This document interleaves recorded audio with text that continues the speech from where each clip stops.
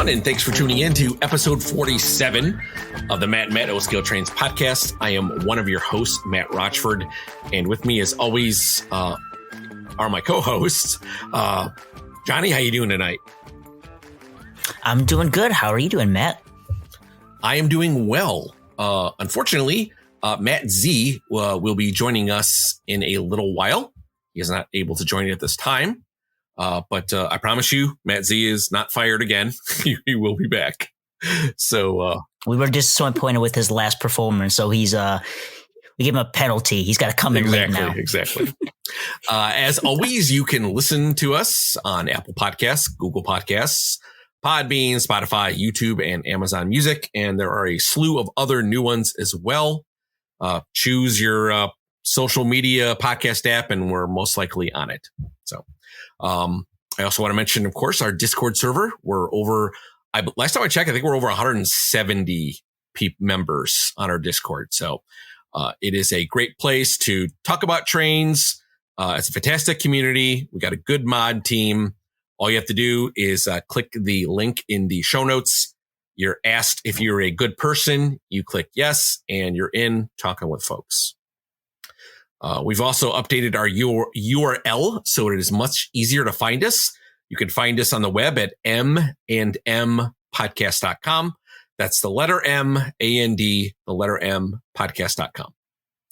And lastly, of course, let's talk about our Matt and Matt merchandise. We've teamed up with redbubble.com. So they are handling all of our merchandise. We've had several people buy things already. I think there's been a shirt. There's been a hat. I think someone bought a sticker. I will put that link in the show notes as well for everyone. So please, if you did or you're interested in something like that, please go ahead and head to that site and pick whatever you like. So there's no cars yet or any kind of big things out there with our logo on it, but I'm sure you can find something that'll meet your needs. Before we start, I want to give a shout out to our sponsor, Trainz.com. If you are looking for a great deal on used and new model railroading products and want top-notch service, then please head over to Trainz.com, where they have over 120,000 products with new ones added every day. You can also sign up for their newsletter to see newly listed and newly discounted products and receive advance notice of upcoming promotions. Now, I've been using Trainz.com myself as well as my co-hosts, and we highly recommend them to our listeners. Now, if you're like us and you're always on the lookout for your next engine, join the Trainz Rewards program to earn points on every purchase and unlock future discounts. And if you're an avid collector and want first dibs on new items, sign up for the private car membership to get early access to new listings, earn 5 points per dollar spent, and unlock great benefits like no questions asked returns.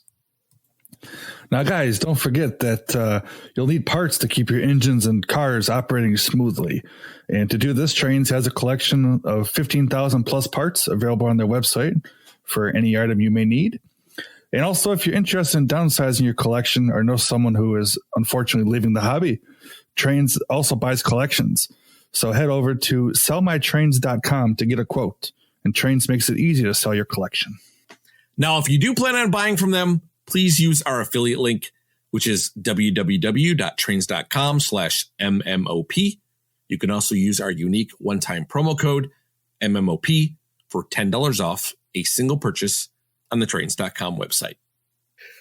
Well, now let's talk about tonight's episode. And we are back talking about the Lionel 2022 Volume 2 catalog. And as always, we won't be doing it alone.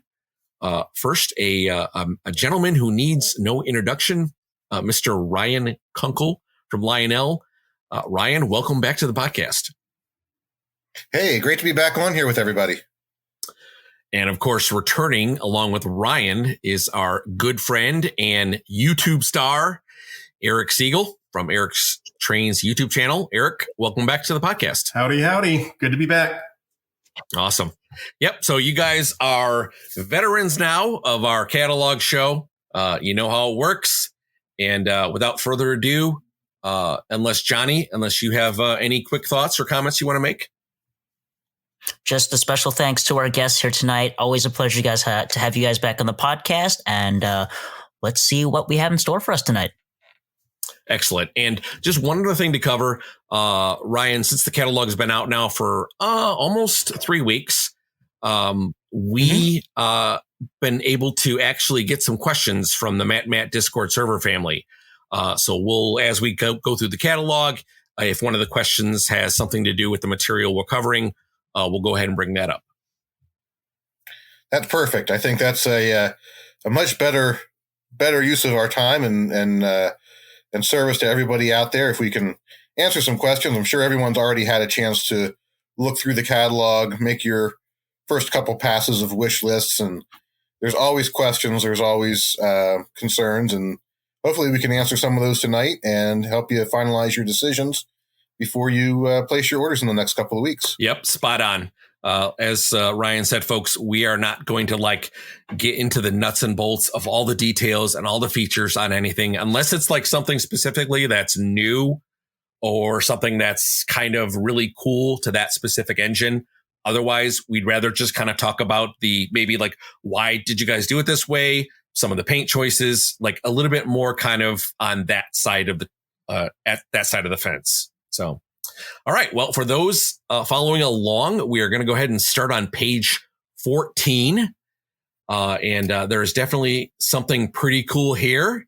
And it is a brass hybrid Challenger. And I just have one question, and then I'll obviously let you answer and other folks can chime in. But what was your thought process about bringing the brass hybrid to the Challenger? Well, it's sort of a multi thought process that goes into these. Our brass hybrid program was designed to be a way for us to bring products to the market that frankly just wouldn't be a practical choice from a die-cast tooling perspective. If we're going to try and invest what would have cost to tool this engine completely in die-cast, I don't know that we ever would have seen enough sales down the pike to pay off that investment. But still an interesting prototype, very distinctive, and something that there should certainly be enough interest in for at least a once around the horn production on these. And the Santa Fe Mikado sort of fit that mold. This is a really another great example that's right in that wheelhouse of a locomotive where we could share some of the existing tooling we already have. In this case, the frame from the Vision Line Challenger. But everything else really is all new, and in this case also all brass. CMA CSA2 Challengers, very different look, very different animal than the later Challengers we're all used to and that we've run many times. You compare this to side by side with a 3985. They're very different locomotives. And they were in service at the same time. So, this is one of those cases where we always hear, well, I want something new. I want something different. Not another Mikado, not another Northern, not another generic engine. And that's where these brass hybrids come in. This is a nice, big, distinctive steam locomotive that you could double head with your existing Challenger very easily, or run alongside it, or stand alone on its own. If you're a Union Pacific guy, you definitely already see the need for these alongside your other Challengers. If you're not a Union Pacific guy, if you're just a big steam guy, or you like distinctive locomotives, this is really where it's at. A lot of the same legacy features that you get. We didn't put all the same vision features into it, just really to try and keep costs a little bit more in line on the engine. We left out, for example, the blow down smoke or the dynamo smoke. But you still have the whistle steam. You still have the 3-speaker sound. You still have road number specific dialogue. You'll have the 4-digit addressing on this locomotive. So you still have a lot of those high-end vision features that we do in our brass hybrid engines.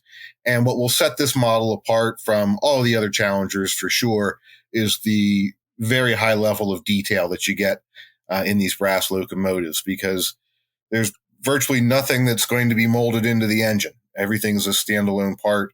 Your sand lines aren't molded in, and things like that. So you really appreciate all the detail that goes into these models when you see them in brass.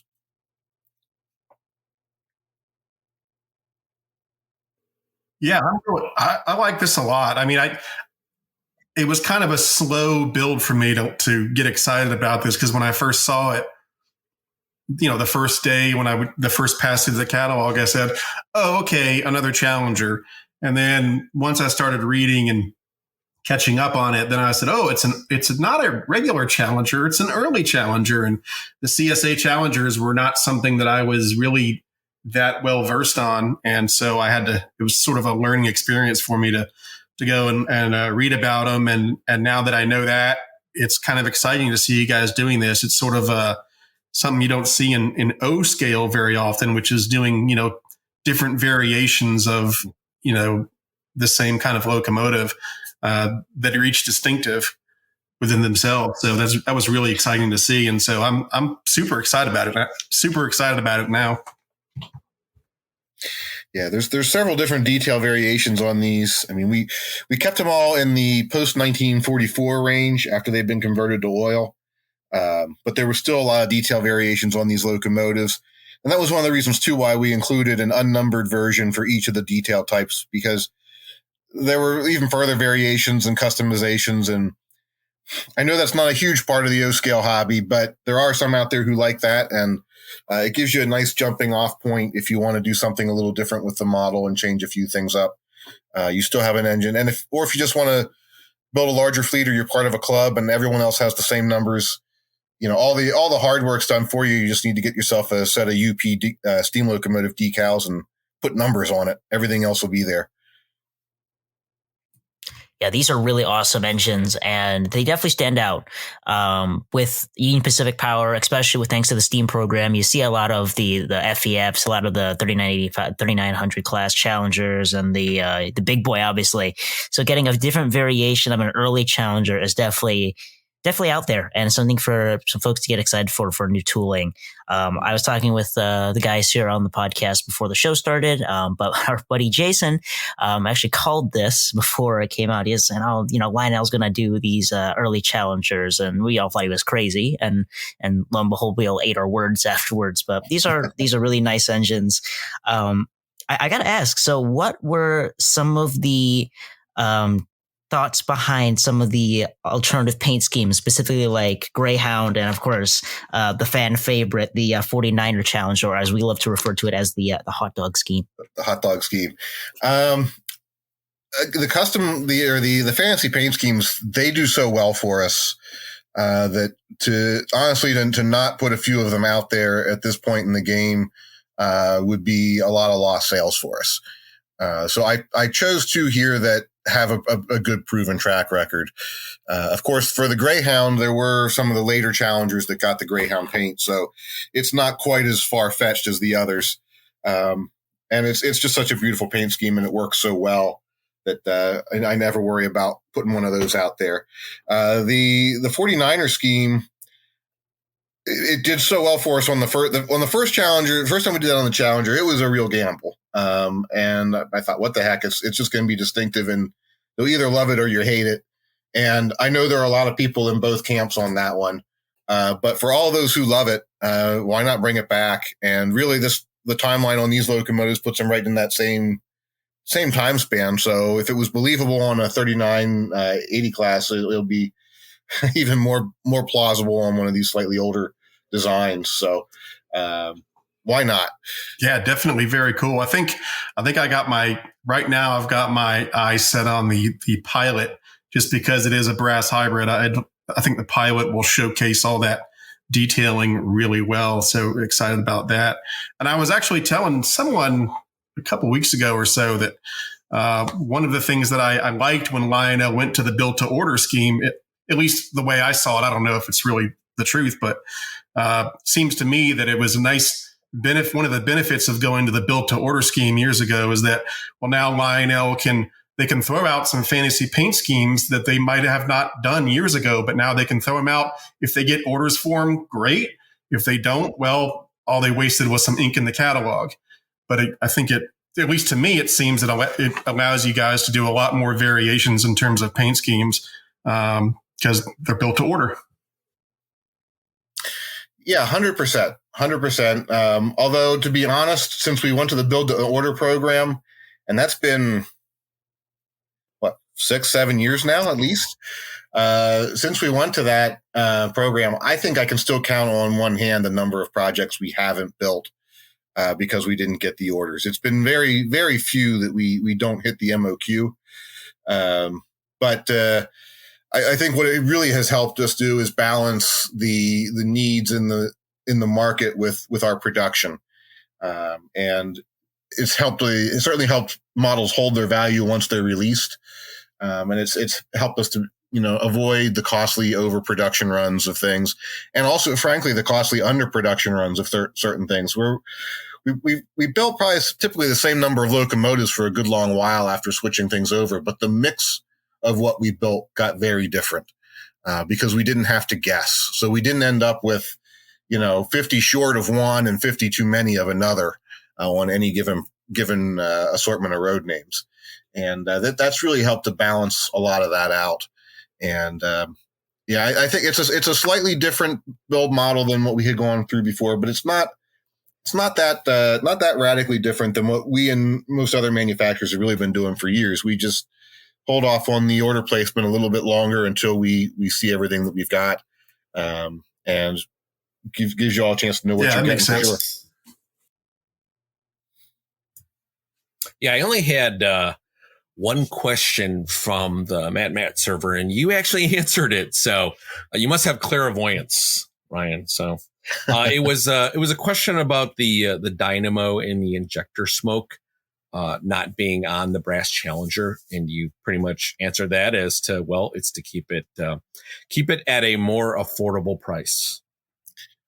Yeah, I know at this retail price, you look at that and say, really, you're talking about a reasonable retail price, but everything that we put in, especially this year, any bit of electronics we put in here adds a lot of cost. The electronics components for us over the past 12 months and going into the next year have really gone into crazy places in pricing. As I'm sure you've probably heard other places, not just in the model train world, but just, globally.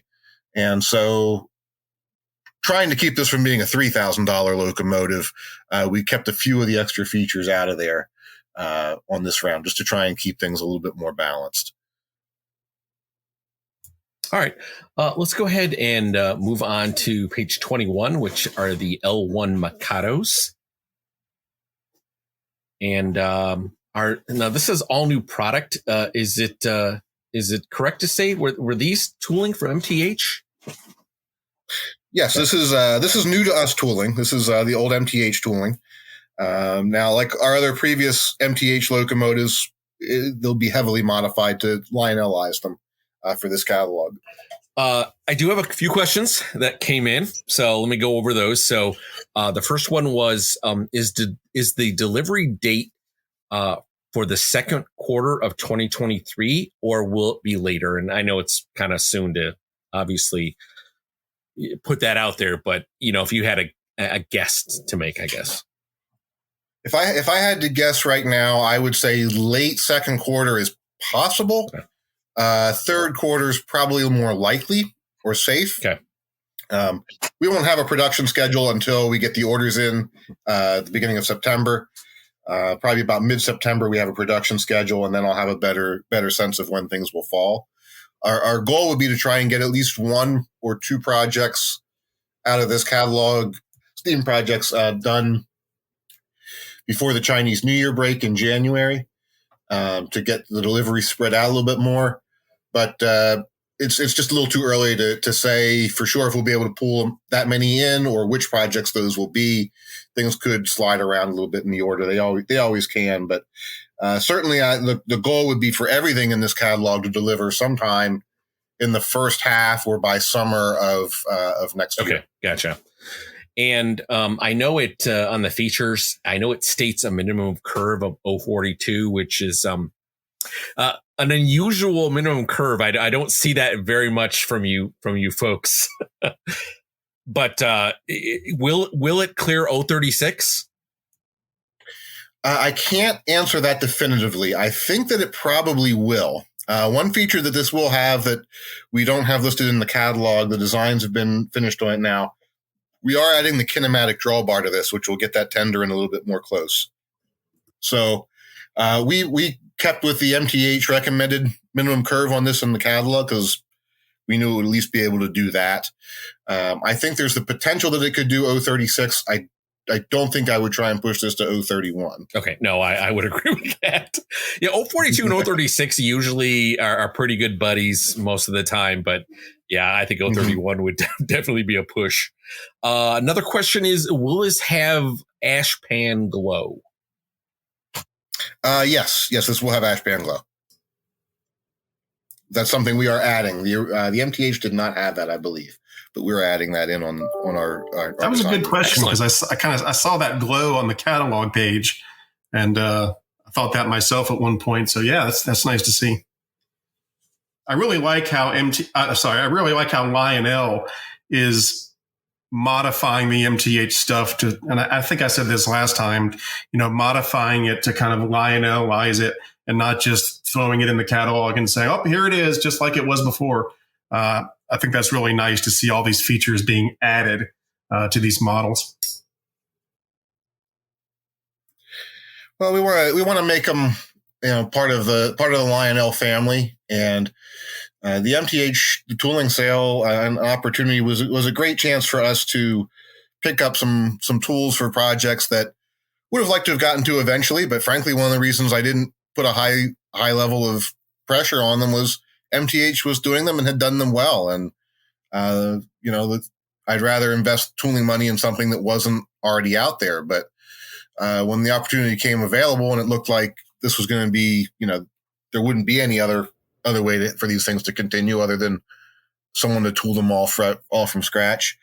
We definitely picked up a few, and Pensy L1s and some other Pensy Steam and some of the other things, frankly, you've seen in catalogs already and that you'll see coming out in the not too distant future.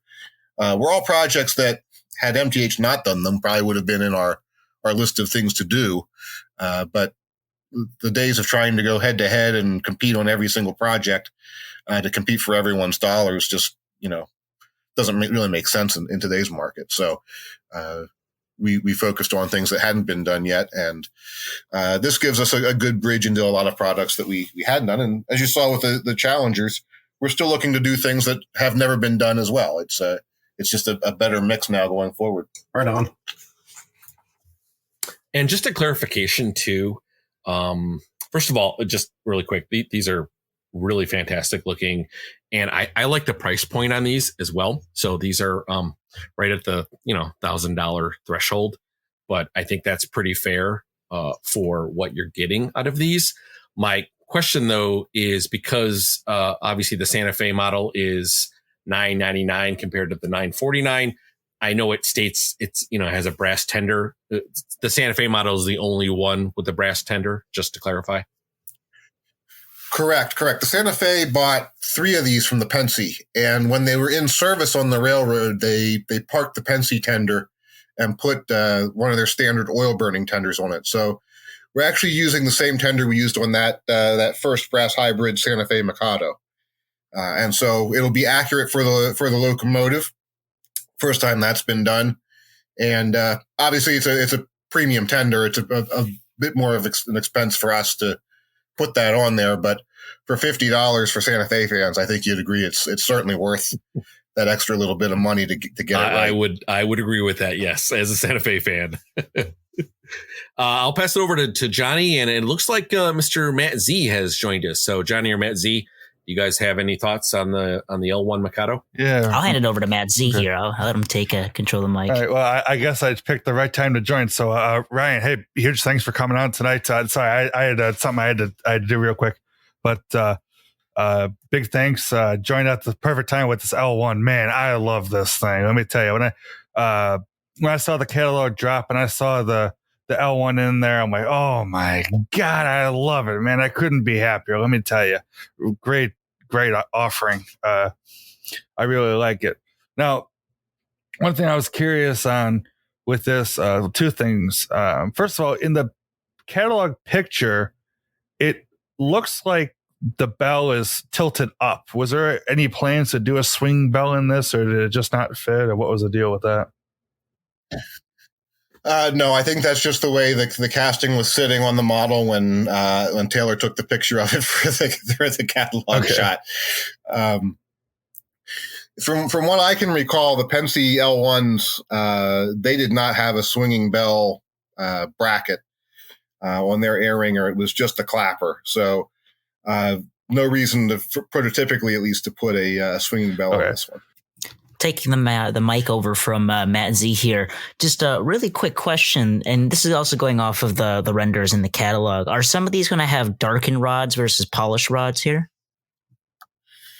I believe it's a good question. Looking at the catalog art, the DT&I and the Santa Fe look a little bit brighter, but I don't think I called out polished rods on any of these engines. I believe these all have the darkened rods. I think it might be just the way the art rendered on some of those. Gotcha. Just want to make sure for those folks who really like their rods being one way or another for their steam engines there. Yeah. One thing that did come up, because our virtual art for the, I guess it's number 2331012, the 4030. Or no, I'm sorry, I take that back. 1627, the second, the unshone post-war version. Our virtual art online had the red cab roof on that, and that was just a glitch in the cab roof. The production art never had that on there. Post-war, the Penske's really sort of stopped painting the tender decks and the cab roofs altogether. So we were leaving those green on both of those. But that was a question that's come up a few times in emails to me, so might as well address that one here as well. They'll both be, as you see them pictured there, in the catalog. Excellent. Yeah. And Ryan, if you do have any questions that we don't bring up and it was something that you saw kind of come in via email or some other kind of social media, please feel free to kind of bring it up on the podcast here. Let folks know. I mean, we're not going to get every question, although we have some pretty dedicated fans in our Discord, which that have come up with some pretty interesting questions. But I promise you, we won't hit them all. So please feel free to bring up any of those little tidbits about any of the engines that we go over tonight. Oh, of course. All right. Well, let's go ahead and move on to page 23. And we have the Greenbriers. I'm super excited about this. Same here. Yeah, +1. Go for it. Go for it, Eric. Okay. So I got to ask, this looks like I have an MTH Greenbrier, and this looks similar.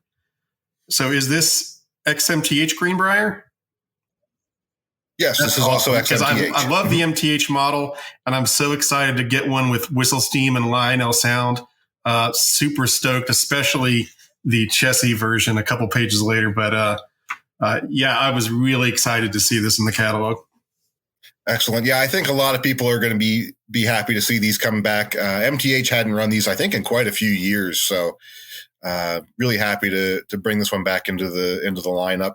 Like you said, it'll get the full Lionel treatment with the whistle steam, the legacy, the rail sounds, the Bluetooth, and it's going to be a beautiful model. I'm glad to have this one in the roster as well, for sure. And we tried to do a couple little variations here and there that MTH hadn't done in the past. It's hard on a class like this that was all of 5 engines strong, and they've done pretty much every paint scheme variation. I did have a lot of requests after the catalog and questions about doing the Greenbrier Express version. We have to make sure we get the licensing for that. I saved that one for a future round, just based off the licensing, and I knew MTH had done that more recently. Frankly, wasn't quite sure how much of a draw it would have, since it never really ran in that paint scheme. But a lot of people have seen it and been around it. So I think for those who are looking for that, rest not, as long as we can get the Greenbrier's approval on it, we'll look for that down the road as a possible second run on these. Yeah, I'll chime in with these engines. This is something that when I saw it in the catalog, I was very excited about it. The Greenbriers are a very beautiful engine. Something about them being giant Northerns, but with that pilot, they make them look almost semi-streamlined, which is really cool about them. One thing I really thought would like that you guys included is very few folks know, due to most being familiar with 614, but the Greenbriers actually had smoke deflectors with them sometimes. So the fact that you guys went and made a version with the smoke deflectors is something that's super cool. Yeah, it was an experiment. I think the 613 is the only one that ever got them, and it didn't have them very long. Then there was a grade crossing accident, and they blamed on visibility issues, and they came off. But it's such a cool look that, and again, one of those little differences that hadn't been done before that really wanted to include it. And then once we came up with the fantasy scheme idea for this, it seemed like a real natural to put it on that version as well. I'd love that 613 with the smoke deflectors. That one just looks bad. It looks like a mean machine. Let me tell you, I love the look of that one. Are the smoke deflectors going to be removable on the ones, or are they going to be just cast and you can't take them off? We'll probably have those cast on there. They won't be cast onto the main, as one part of the body, but I don't think we're going to tool those to make them easily on and off. Just for durability. Gotcha. Cool. I love that chassis 612. Is that now? Is that orange? Is that is that something that was done at one point? Because I always thought it was yellow. So everything that I've read on the original chassis and the few photos that are out there of some of the cars when they were lettered for the chassis on public display and so forth before the train really got launched, was that the original color was intended to be orange. Okay. And that included the Hudsons. And I can't remember if the turbine was going to have orange on it at first, or if that ended up going straight to yellow, or, I mean, it pretty much went straight to the scrap line after it was in service for a few months. But yeah, we went with the orange as that was what C&O originally planned. And then they went to the yellow not too long really after. Cool. Down the road doing a yellow version of this, who knows? Maybe. Nice to have sort of both options. But I thought for round one here, we just do it one way and just do the orange for something a little bit different. So the orange on the locomotive will match the band on the passenger cars as well. Super excited. I mean, this is one of those ones where when you're going through the catalog, there's some that it's a must have, and then others you kind of have to think about for a while. And this was immediately on the must have. I said, I got to get this 612. This looks so cool, and the matching passenger cars. Yeah, I think this is a cool one. It's a great looking paint scheme. The art on this one really turned out wonderfully, and it's one of those fantasies that to me falls into the plausibility camp. Right, the chassis as a whole experiment didn't really pan out, but if the train had remained on for a while, and the turbines that were supposed to pull it, didn't work, the C&O would have needed to put something on here, and let's assume it wasn't a diesel. So why not take your most reliable and other most modern steam power and dress it up to match the train? And that would have been one of these Greenbriers. So that's the route we took with it. And I don't think it's completely illogical to assume that had the train survived, you could have seen something like this. If you lay awake at night worried about things like that. But at the end of the day, too, it's just a beautiful train. Could be a beautiful model, and it's going to look stunning running around anyone's layout. On the XMTH models, I meant to mention this with the L1. These are going to have the your guys' wireless tether, correct, with the drawbar pin? Okay. Yes. Oh, yes, absolutely. Yeah.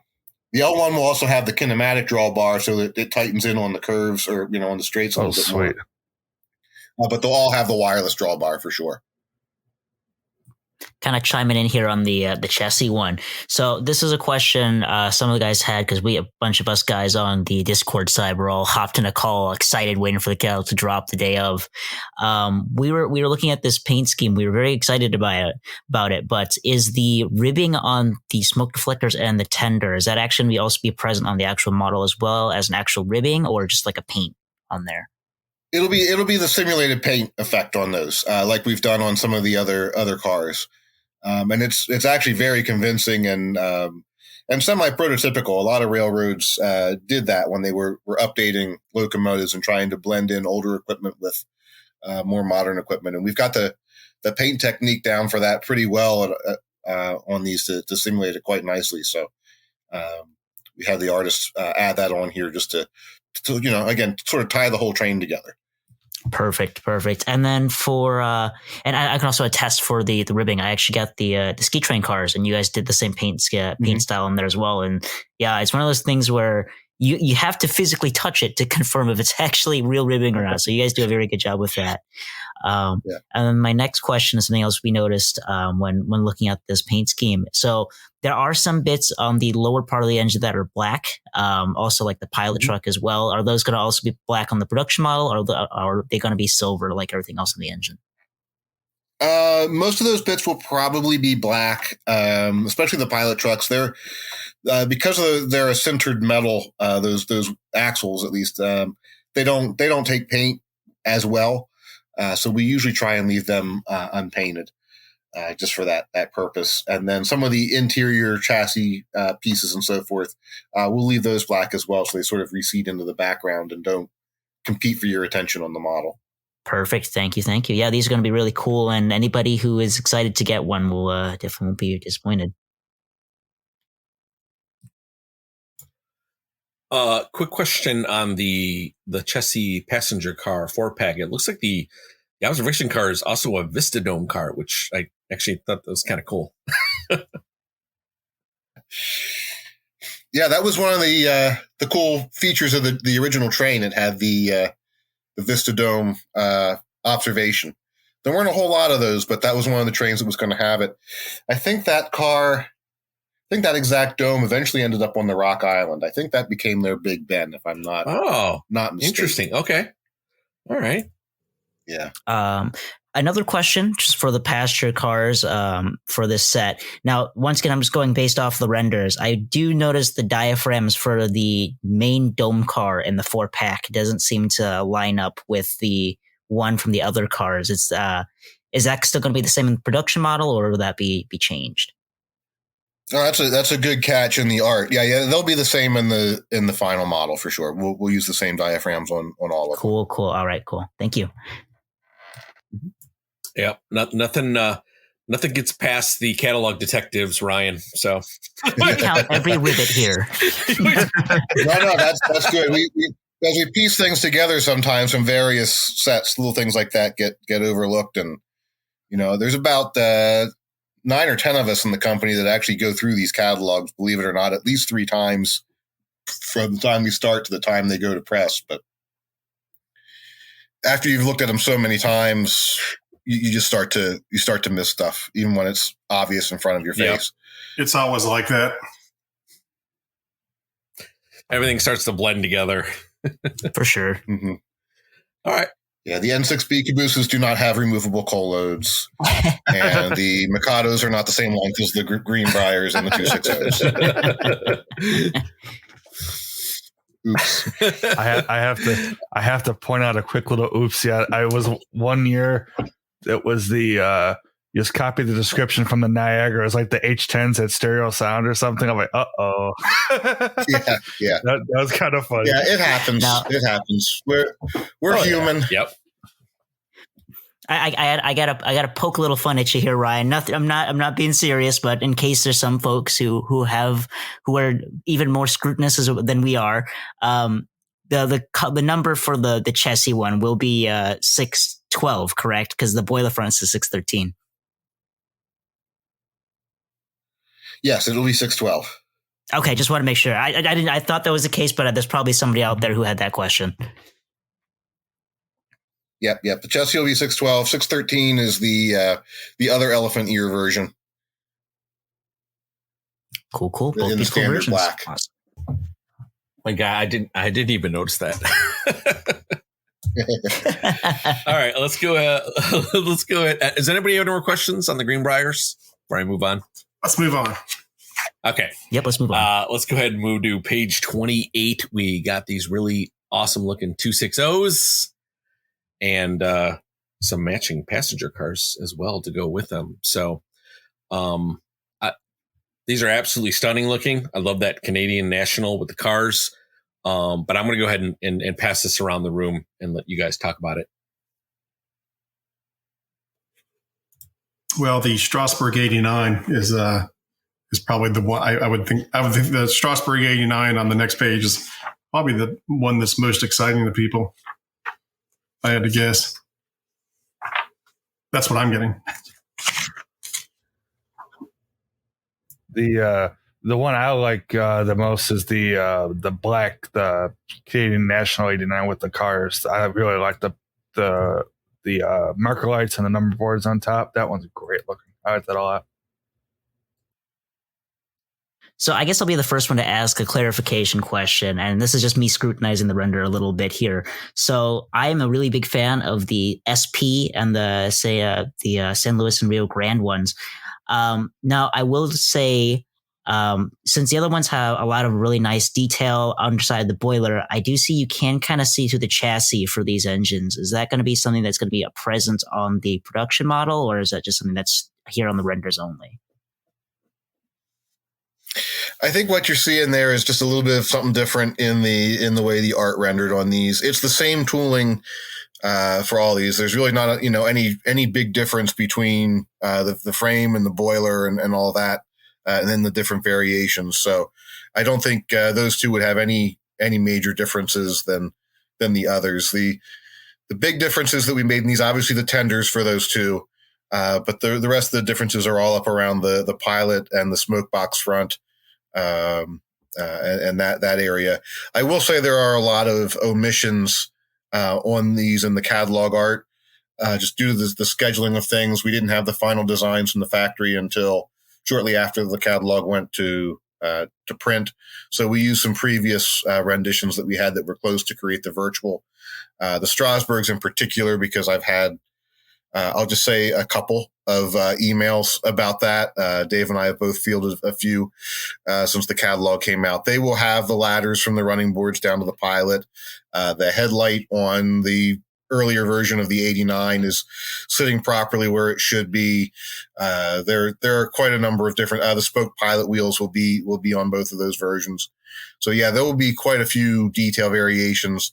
Are they going to be exact for 89? No, the steam chests are still different. There are a few things in the tooling that are just too big for us to change, but the smaller details that we could get right, we'll have those corrected on these models. Perfect. Awesome. Thank you. And then one more thing I want to poke at, because it's listed here in the catalog. So tell us a little bit about this new gearbox design that we're seeing promoted here. Sure. So the last time we ran these moguls, a few of them exhibited a little bit of a jitteriness at like speed steps 1 and 2, a little bit of a hesitation. And it took us the better part of 8 or 9 months, I think, between the factories, our engineering teams here and in Michigan and California at the time, customer service, to tear these apart and rebuild them and try and figure out what was causing it. And ultimately, we're not sure that there was any one single root cause. There were some assembly issues in the valve gear. There were a few other things, but the only thing we found that we could really address from a design perspective was that the gearbox was not properly back drivable. So that has been improved to make it a true back drivable gearbox, and that's a pretty important part in getting that low speed function out of legacy engines that everyone is really used to and accustomed to.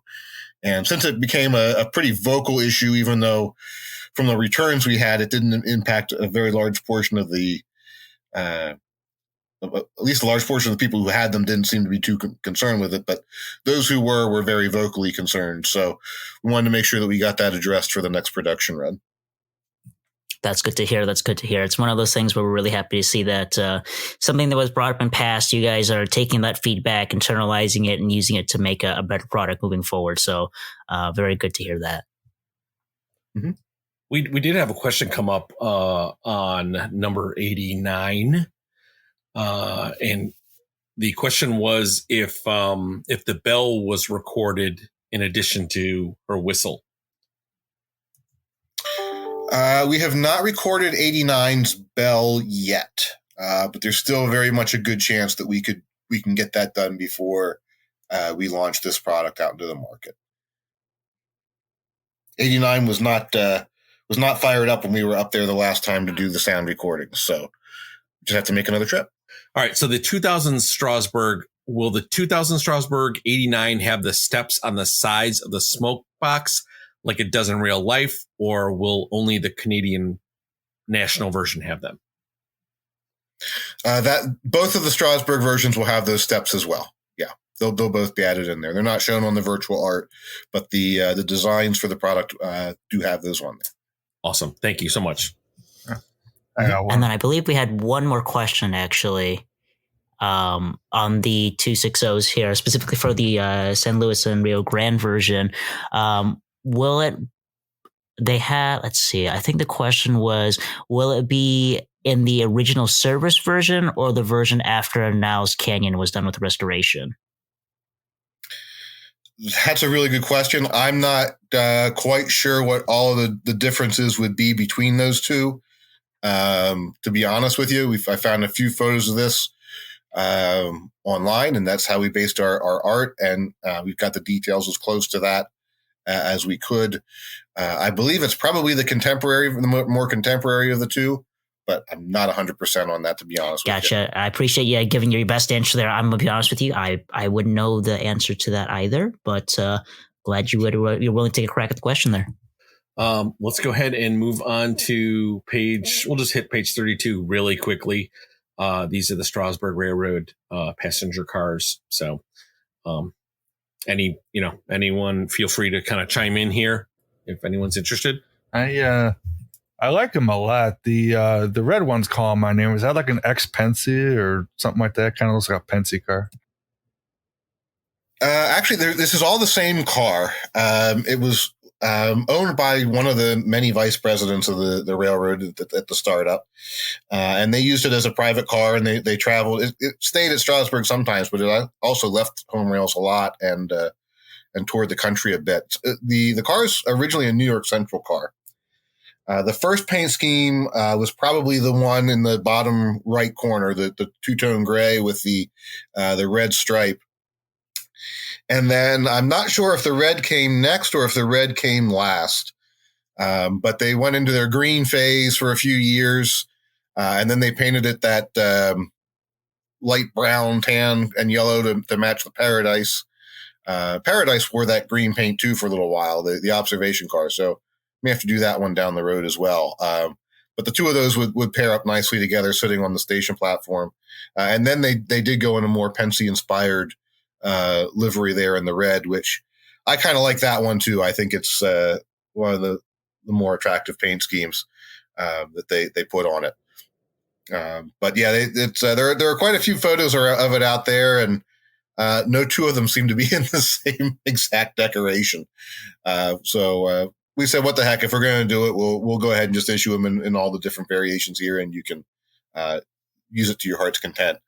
But like I said, this one did wander, so I found some photos of it as far away as Denver. So it made its way around.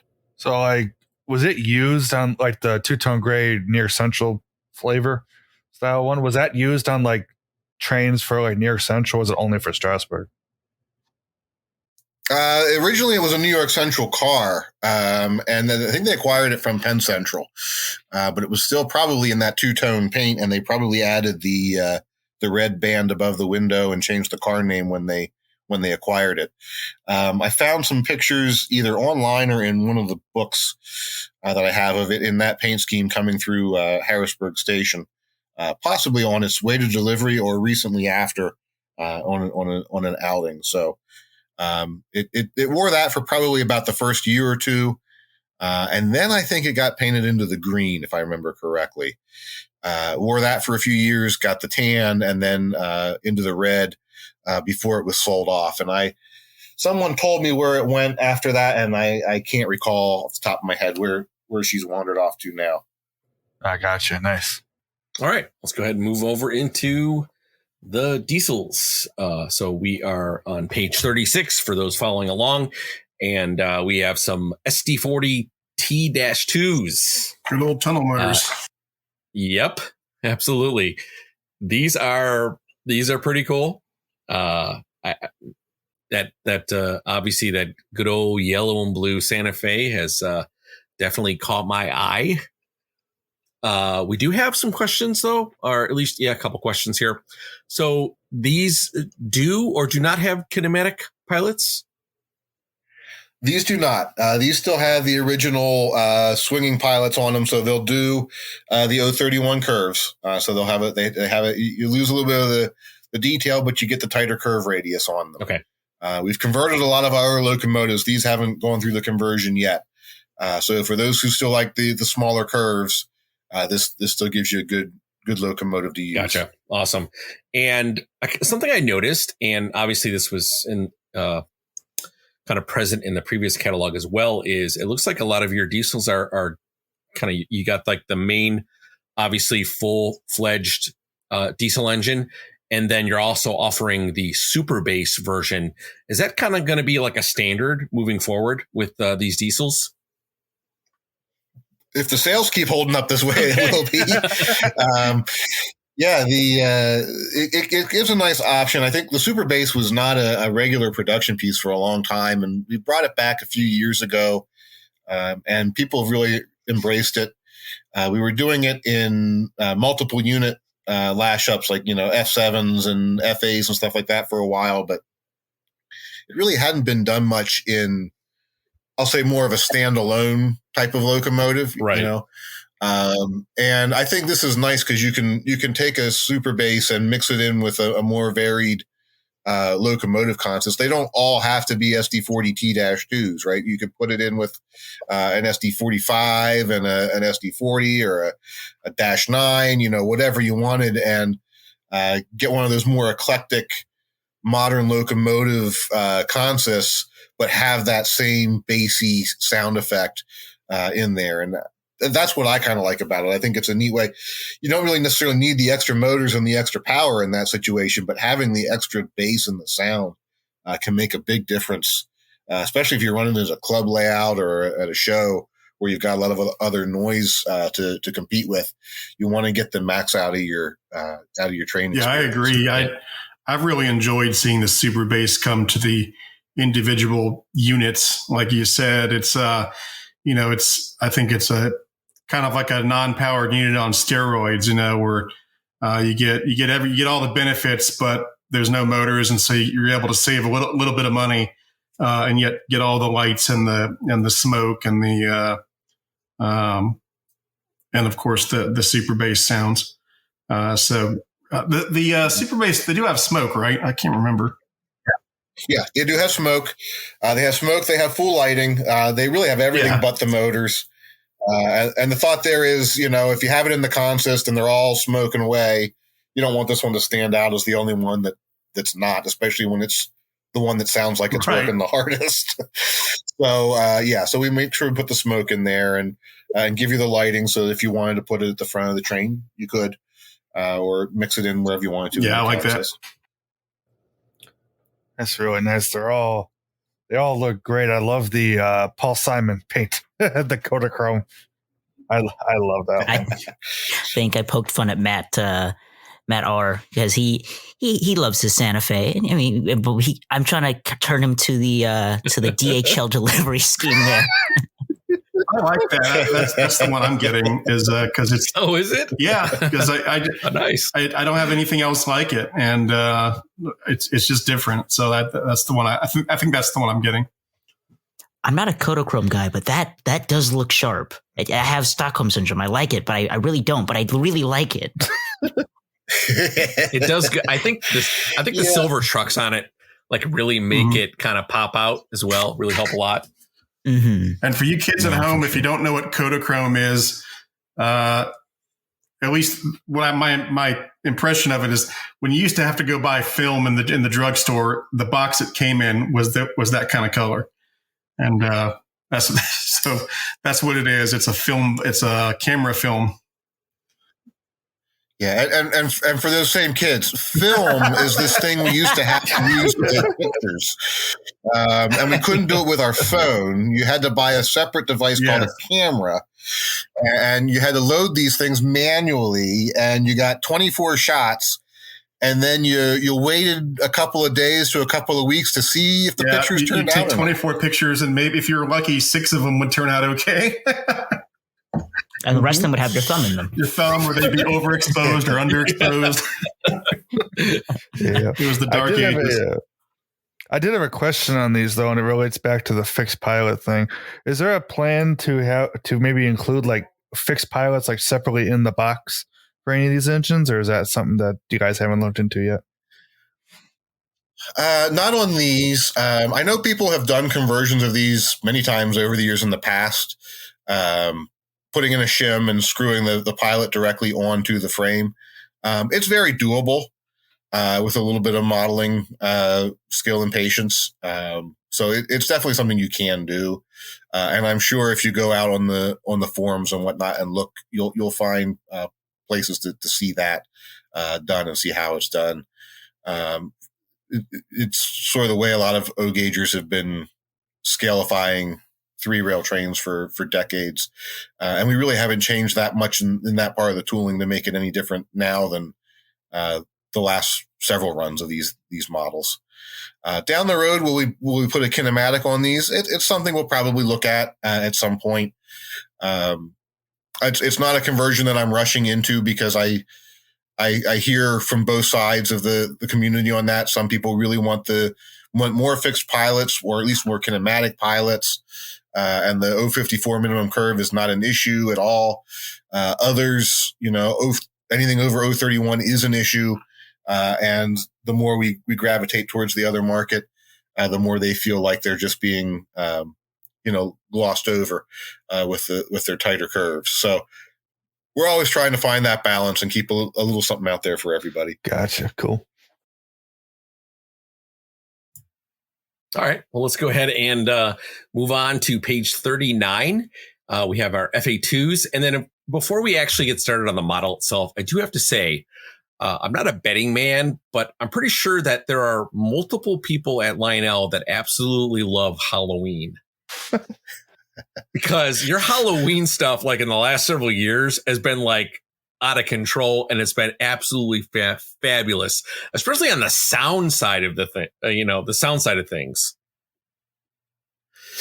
We definitely have a few Lionel or Halloween junkies at Lionel for sure. Megan, one of our project managers, who you've seen on us with several times talking things. She's done our accessories. She's now taking over more of the sets and traditional rolling stock and locomotives as well. She is all about Halloween, and she's the creative genius behind a lot of these. One of our artists, Sarah, does a lot of the art for these. She's a Halloween fan. She didn't do the FAs in this catalog. They came from Caitlin. We've got a few people who really love it. I think there's also just a lot of us who enjoy having fun. And people know me, I'm one of the sort of prototype train guys, but I like to have fun every now and then in non-prototypical ways, and putting cool sounds and putting cool graphics on an engine, and putting something on the track and just hearing it and go, okay, that's just cool. There's a fun factor to that makes the job more interesting. And if we're having fun, I figure you guys are probably having fun with it too. And I know we take some of these Halloween trains to shows and we run them, and heads turn, right? You hear that werewolf howl instead of a whistle, or you hear just the crazy sound effects we put in these, and the great graphics that we've done on a lot of these things. And it makes you want it right then and there. The catalog doesn't always do these justice, because you don't get that whole wow factor that you have when it's in your face and running. Yeah, again, the Halloween one is just outstanding. In fact, I think I would have to say it's probably my favorite one, and I would even consider ordering that one. I think it's just, I love the graphics on it. The fact that you have, like, again, not to kind of like keep hopping on the Halloween stuff, but I love those spooky sounds, the Halloween sounds. It's just something to run at Halloween. People sometimes want an excuse to be able to run holiday-ish type engines, and this one definitely gives them an excuse to buy one for sure. Yeah. Well, what I always tell people is, if a lot of our market is seasonal, they get their trains out, in the late fall and run them through the Christmas holiday season and then pack them up. I say, if you have a Halloween train, now you don't have to wait till closer to Thanksgiving to get the trains out, because you want to run your Halloween train, and that's a fun little decoration to have in the house. So it gets your trains out of the boxes like a whole month earlier, maybe 6 weeks earlier, and that much more fun playtime with it. So you got to have at least one if you're a seasonal model train guy. Absolutely. All right, I'll digress, and I'll obviously open this up to the floor. I'm sure everyone else has got other questions about these really cool looking FA2s. I will admit that I did think about getting the Halloween one just because I want to hear the spooky sounds. So I think that's going to be a lot of fun. But all these look great. I'm kind of leaning towards the New York Central just because it kind of has sort of at least to me, kind of has sort of a post-war, kind of vibe to it. But I like all these. They look great. And we got Super Bass again. So. Yes, because for the New York Central, the Pensy, and the D&H, obviously those are more passenger-oriented paint schemes as opposed to the freight paint schemes. The Central and the Pensy both had FA2s for freight service. They didn't really put them in passenger service, but sort of going back to what we were talking about just a few pages ago with the tighter curves and smaller layouts, the FA gives you a nice small layout friendly Alco passenger option for folks who may not have the visual space or want a giant PA running around on their layout. A pair of these with shorter passenger cars is going to look right with a 15-inch passenger car as opposed to a scale PA with it. So that was kind of the thinking behind there, give people the different option and paint schemes we hadn't done before. And I think those turned out quite nice. Yeah, that Marine Corps one is really cool too. It reminds me of something that was either done in the post-war years or maybe MPC era, and it kind of has that vibe to it too. So yeah, very cool. That was absolutely the inspiration for that. The 212 USMC FA, like we did with sort of our pre-war inspired, our template inspired scale sets a few years back. Taking an older train from Lionel's catalog and just putting it on a scale body with with all the details and features. We've had a lot of positive response on that too. The military trains in the last several catalogs have been a huge success for us. Wanted to do something a little bit different this time and combine that with that post-war MPC era feel on I've always been a big fan of when you guys do kind of modern scale representations of some of those classics, like the Vision Line 700E and the GG1 and stuff like that. So it's always cool to see that stuff. Yeah, definitely. So I had a couple of questions specifically on the Marine Corps sets. So now that we're on it, two things. First of all, for the sound package, is that going to have like a post-war inspired bicycle horn as it's known? Yeah, we will make these. Will all have the 5 different horn options with Legacy now, so we'll make a post-war horn one of these for sure. I love that already. And not to be that guy, but the post-war 212 never had a Mars light. Is that just a mistake, or is that how the model's going to be? I think that's a mistake in the art because I didn't call that out on the original either. Yeah, I think we'll probably do these in just a single headlight, although the Mars light is a cool add-on too. So if anyone has any specific feedback one way or the other, I can still change our mind on that. I actually looked at pictures this morning. I'm like, wait a minute, I don't remember if I have one or not. So I looked at it, I'm like, it doesn't. So I mean, if I would say without it, but that's just one man's opinion. But really cool. Now, I will ask a question that I did see flying around our Discord. For the Erie Lackawanna units, are those yellow? Is the yellow going to be that like pastel-y, or is it going to be more like a darker yellow in the final run? It should be a little bit of a darker yellow than we used on the last round. Okay, gotcha. Perfect. Just want to get that clarification. Thank you. Okay, let's go ahead and move on to page 44. We have some SD70 ACEs, and you can't mention SD70 ACEs without thinking about UP heritage units, which I'm very happy to see are back in the catalog. So, in fact, I don't think a lot of these probably haven't been done in, I don't know, probably 14, 15 years, I'm guessing, maybe. It's been a while. Yeah. It's been 15 years since these were done. I believe at least the prototypes came out in 15 years ago, and I think the Lionels were not too long after that. So it's been well over a decade, and the prototypes haven't changed too much over those years. But we knew there were a lot of new people in the hobby. Probably with them all coming out at once like they did, there were probably people at the time who only got one or two and have seen more of them since, or would like to complete the set. So they're going for crazy prices on the secondary market.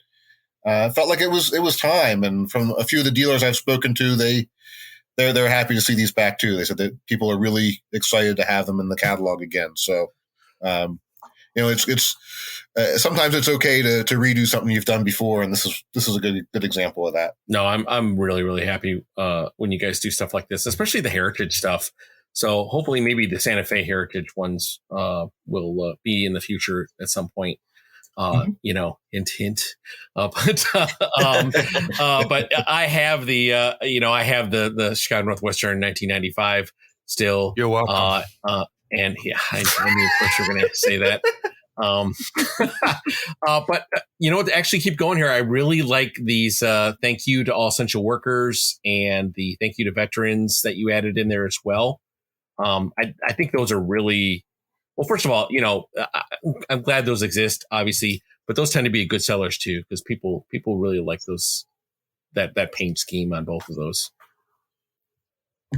Yeah, the fun part about SD70s is as soon as we do a run of SD70s, out in the prototype world, like 2 or 3 more great new paint schemes for SD70s show up right after we put the catalog to print. And that's sort of what happened with Montana Rail Link units the last time we did this. And now, of course, in the last couple of weeks, Union Pacific's updating their image, and Ferromex has some new units out. So I guess it means we just have to do another run of SD70s another year or two. That's right. Yeah, these are. I will say. Oh, go ahead, Matt. Yeah, these are great. To the guys, I had the original runs of I had the SP and the Chicago Northwestern. Those since have gone to other homes. You're welcome, guys. I wonder who. I wonder. I have no idea. But I love these. These are great engines. It's nice to see them again. I like Matt. I love the Montana Rail Link, the special ones. Those are just fantastic. I did have a question on these, though. Are these going to have like a gloss paint, or are these going to be like a matte finish? I was about to ask the same exact thing. Well, there you go. Yeah, I don't think these won't get a high gloss. We'll probably do sort of not a flat finish either, but sort of a mild gloss on these so that they have a fresh look to them, but you're not going to have that, dripping in gloss paint effect. Sweet. Cool. Yeah, that PRLX one is really cool. At first glance, you think, oh, that's just a CSX one, but it's a PRLX and C&O. So that's a really cool, unique looking one. Yeah, well, that was the heritage unit that was never supposed to be, that a couple of employees took it upon themselves with one of the prototype units after it got sold to PRLX to make their own decals for the nose and the sides, and it ran around for a few weeks like that before someone caught up with it and said, we got to get that off of there. But neat story. There's a few pictures of it out there on the web if you find them. That's fun. And CSX gave us the blessing to go ahead and do it. So we said, yeah, let's add it into the catalog. That's really cool. Okay, let's go ahead and move on to page 48. And we have the H1544s. This looks like is this an XMTH? No, this is Lionel. we had the tooling for the H1644, and the primary body difference. There's really not. There were a lot of small differences in these locomotives, almost from build order to build order, both the H15s and H16s. But the biggest general spotting feature difference was the trucks. The H15s will have the AAR style trucks under them, as opposed to the FM trucks under the H16s that we'd done previously. And the handrails, on the H16s, some of them had handrails mounted on the side of the body, which is how Lowy styled them. But they quickly started moving those to the outside of the running boards, like you see on most units. But all the H15 production had them on the body. So we've moved the handrails in. We'll put the correct trucks under them. And we'll do a little bit of work with horns and things like that to make sure that they're as close to the prototype as we can get them. There are some variations in vents and exhaust stacks and things like that were, if not road specific, sometimes from one locomotive to the next specific. And the tooling's just not quite flexible enough to do that. But doing the H15 gave us some great new paint schemes that we hadn't been able to do before. And it felt like it was a good way to reuse some of the tooling that we hadn't really used much in the past. Cool. I think it's a foregone conclusion which ones I'm getting. So yes, I wonder. I was about to say, out of that Central Georgia, like, I don't know, is anybody a fan of that? No, he totally wants the Union Pacific or Rio Grande, right? yeah. I always thought Eric was a Monon man. Yeah, come It's been a while since there's been a Central of Georgia in the catalog. Usually it's a custom run or something, so it's kind of cool to see it in the catalog. I think it's been a while since I've seen a Monon paint scheme. Yeah, me too. From Lionel. Yeah, I think you're right. I could be wrong. I don't know, Ryan, if you could verify that. I'm trying to think what the last one is that we Exactly. put in there. Did we do an SW? No, I don't think we did an SW1. I feel like I've done one in the last couple of years, a steam engine or a diesel, but I've done so many customs for Mr. Muffin's trains that they I was gonna say, transfer for Muffin Man, Mr. he's Muffin got has enough of them. Yeah. Yeah, Mr. Muffin is definitely. I know I keep doing Monon units. I just I can't remember which ones are going where anymore. So, Just call them Muffin Monon now. So so I did have a question on the more specifically for the paint schemes for the Rock Island. I was looking up prototype pictures and I saw one of the paint schemes was that pink style one with the pinstripes. Is there a plan to do that one? Oh yeah, Rock Island I think had at least 3 or 4 different paint schemes on these things, and quite a few of them were good looking paint schemes. So I went with this variation for the first run, but down the road we'll definitely look at some other variations on this locomotive. There were some other roads that had them as well. I left the CNJ off the list this time for some reason. And I had some tough choices to make on this one, but like you were saying, I picked a few of the more obscure roads, at least obscure in terms of putting them in the catalog. Not to offend fans of these railroads by any means, but Rock Island was a tough call of which paint scheme to go with in this case. But yeah, definitely, I think you'll see some more variations of that one down the road. yeah, I think the Route of the Rockets is probably my favorite paint scheme for Rock Island. But yeah, I think you're right. They're all really nice looking. Yeah, the challenge was actually finding enough pictures in the same paint scheme to give the creative team so that they could get it right for one particular version. All right, let's go ahead and move on. Page 50, and we're probably at one of my favorite items in the catalog, and that's the really really awesome sets that you can get. And I do have to say this set's a mouthful for sure. The Western Maryland Hagerstown Hot Shot set. Did I say that right? Hopefully, Hagerstown. All right. I'll let everyone chime in here because these are obviously railroads that are, not for me, but please, everyone chime in. I like the mismatched units. Go ahead. So we all know your favorite railroad's Western Maryland, Matt. Come on. I like these, both of them. They're really cool. The mismatch of F units, I think, is great. I know we haven't got to it quite yet, but I did have a question on the L1 set, and figure I could ask that. Okay. Yeah, go ahead. I was curious. I can't tell. Is that a pre or post war K4? Hello, L1. This will be in the pre-war details, and this one will have the doghouse on the tender. So this is the one we're doing that has the pre-war front end with the doghouse. Oh man, I might have to order two. I'd love that the 1369 with the radio antenna, and this too. Oh man, I love it. Great choices. Can I have your Apple boxcar if you get the set then, Matt? No, I'm keeping the whole set. You don't get none of it. Aww. I'll let you borrow it, but you can have the box. I'll take the stuff inside of it. Okay.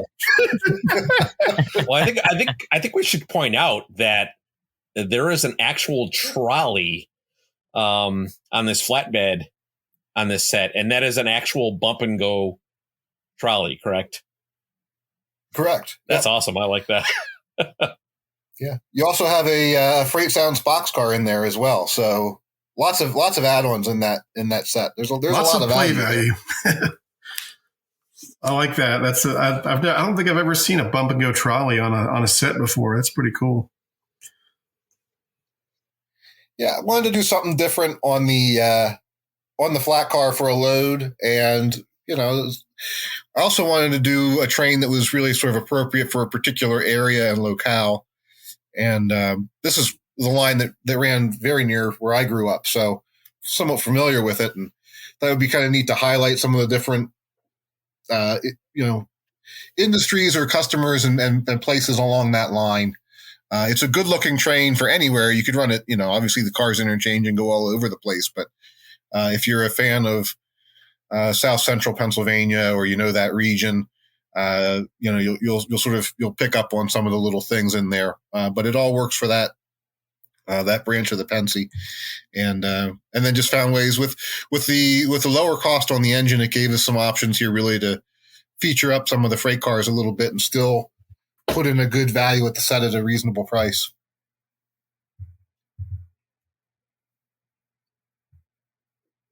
All right, let's go ahead and cut over into the scale rolling stock here. And obviously we don't spend, a lot of time on these, but I do want to make sure that we, if anyone has any questions or anything, that we bring them up and cover them.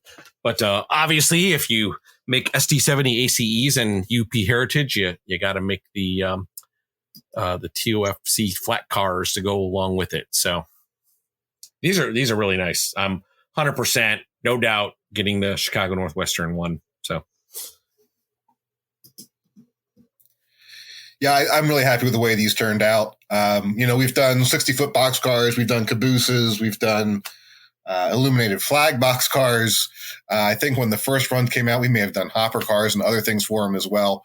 We had never done this type of a freight car, and whether you're running a whole heritage consist or you're a fan of one particular of the fallen flags and of your own, or you just they also just sort of work as a good standalone freight car. So I think these have appeal on multiple levels, no matter what angle your love is for the heritage program. And those look great. All right. Let's move on to page 54. We got some 60-foot box cars here. I think was there a question, Matt, on the 60-foot box cars? Yeah. So one of the guys asked, you guys going to do more of the patched cars and more leasing road names? That'd be really cool to see. Yeah, especially on the modern stuff, these things seem to do well with the graffiti and the patch outs and whatnot. It's what you see today, so having some of that stuff out there is doing quite well. If it sells, we'll keep making it. Cool. They need to have a Mach-E billboard on the Ford stuff.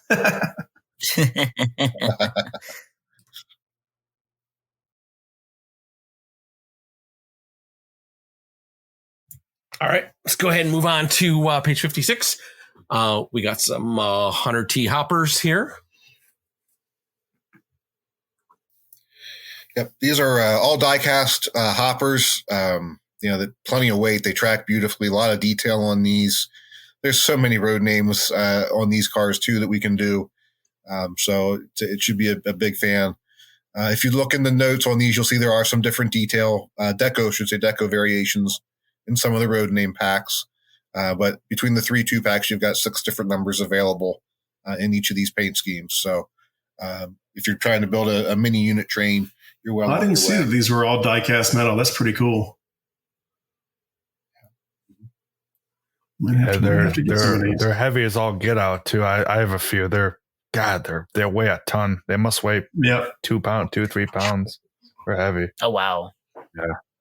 I'm not sure why we needed to pull those out of die-cast metal, but we did. And by golly, we're going to keep making it. I love them. Doing lift coal cars, man. Come on. Sure, why not? All right, on 57. So I don't believe the current or the last run of the Hobo cars have delivered yet, but I think they're like right on the cusp of becoming available. Guys can correct me if I'm wrong, but we got some new Hobo cars here, and I'm kind of glad that you guys made a bunch more of these, because I think those are going to be really, really cool when the first batch releases. Yeah, no question about it. When the first 2 came out, I put them in there sort of, well, let's see how this goes. And the response was both incredibly positive and very clear that we need more road name options. So right on the heels of that, put out 4 more. The features will be very much the same, just some new deco options for the for different road names. Dave didn't do a demos with Dave on the Hobo car, did he? I don't think he's done one on these yet or not. We have the sound files done. Okay. We've done the samples. I can't recall if he did that. We had so many things coming in at the same time, early this summer, late spring, that more stuff to do than time to do the marketing on it, really, unfortunately. But Dave gets to be an engineer first, and online social media talent second.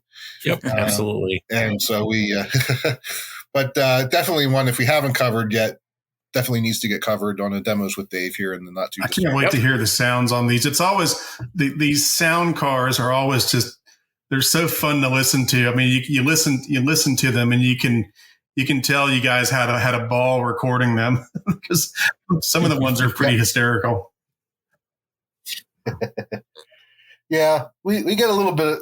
We're given a little bit of leeway. We don't have too long of a leash to run on, but we do have some fun.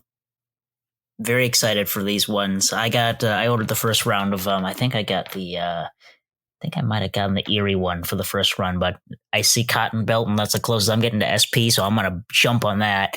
Now, I think this might just be a labeling thing between the first run and the second runs of these. I think the first one said they were pewter figures, and these ones are saying plastic. Are they still going to be the same figures as the first run, or are they going to be different? They'll be the same figures, but they'll all end up being plastic. The tooling was supposed to be pewter, but it turns out it was actually plastic tooling figures on those. So it's the same figure, the same detail, and they're painted up and glued in the car. So really, you won't tell much of a difference anyway once you see it on the model. But it'll be the same figure set. Cool, awesome. Yeah, very excited for these cars. Yep, me too.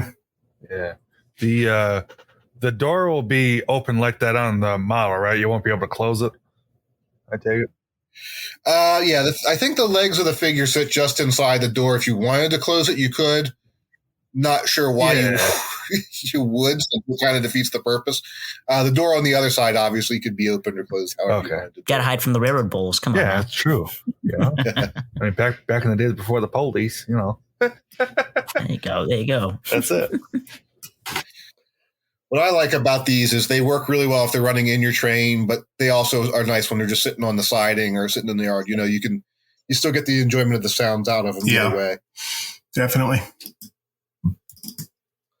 All right, let's move on to page 58. We got some cabooses here. We got 2 types here. We got N6Bs, and we got Northeast cabooses as well. I'll just open it up to the floor. Whoever wants to chime in. I like that yellow Pensy one. Yeah, I love these N6Bs. I'm actually looking right now at a New Haven one from MTH, and they're beautiful. I forget if the marker lights work on these or not. I don't remember. Do they? These do have working markers. Yeah, I love these. The top one there, that simplified Pensy script, I like that one a lot. I have to look into that. Yeah, that one version was pretty common up until about 52 or 54. They switched over to the Shadow Keystone. I can't recall which. So for most of your Steam era and even early transition diesel era, that's the paint scheme you want. But to each their own. All right. Well, let's go ahead and move on to page 60. So just some standard O insulated box cars. And on the other side, we have some standard O unibody tank cars. So again, I'll open it up to the floor if anybody wants to, note something in particular. I like the cotton belt. Johnny, what do we call this thing? The not pacemaker?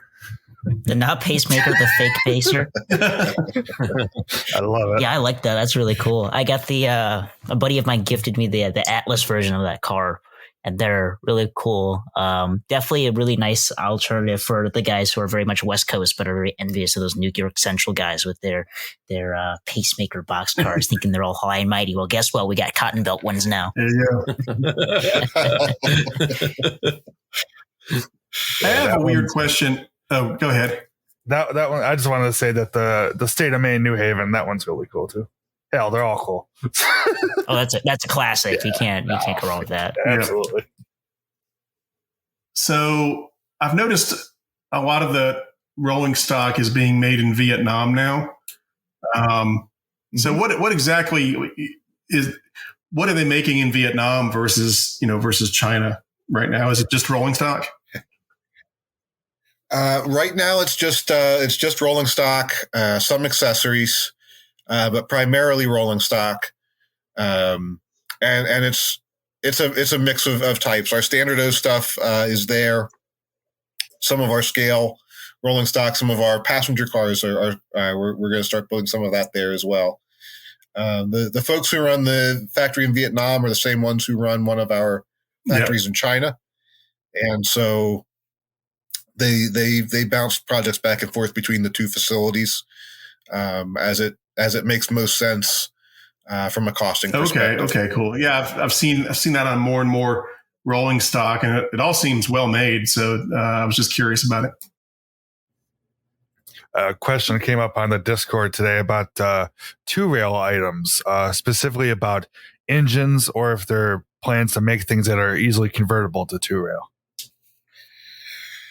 Not locomotives right now. Our rolling stock, since we redesigned the trucks a few years ago, is much easier to convert over to two-rail wheel sets. And we do have conversion kits available still for that, for those who'd like to do it. And of course, we've been putting the scale coupler mounting pads on all of our scale product as we retool and upgrade as well. And that's another thing we'll be doing with the MTH product that we acquire, if it doesn't already have it. So that if you want to, whether you're high railing it or two railing it, you can switch over to a KD style coupler, if you so choose, without having to do major body surgery. So we don't plan on offering two rail product directly, but places where it doesn't cost us too much to make the process a lot easier for you, we're definitely taking those steps to make it more feasible. All right, cool. And then we guys going to offer the trucks in the 100-ton variety as well? The trucks in the 100-ton. Right now, we only have the 50 and 70-ton variety trucks. Down the road might be something we look to tooling up a beefier truck. Okay, cool. I'd imagine maybe for the 100-ton hopper, he wasn't specific, so I don't know. Yeah, the details are similar. We just use the same 70-ton, the roller bearing trucks underneath both. All right, folks. Well, let's go ahead and move on to the Lion Chief offerings in the catalog. And of course, we have to start this out with a bang. because our old friends, the 060Ts, are back in the catalog with some brand new road names.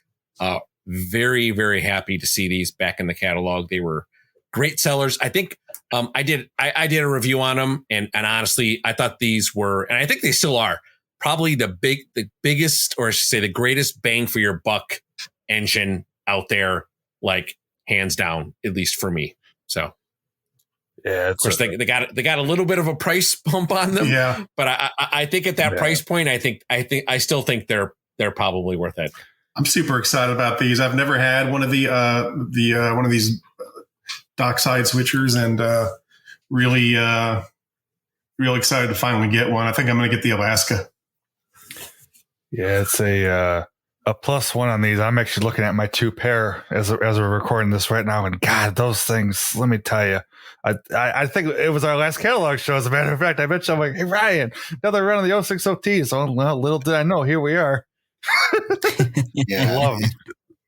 Now, they're so small. Are they scale or are they semi-scale? These are scale locomotives. Oh, wow. They're just a small prototype. And yeah, the die-cast body, I mean, they pull real well. You've got the, all the features you could possibly pack into them. It's really a great value. The cost increase is unfortunate this time around. It's all in the electronics costs.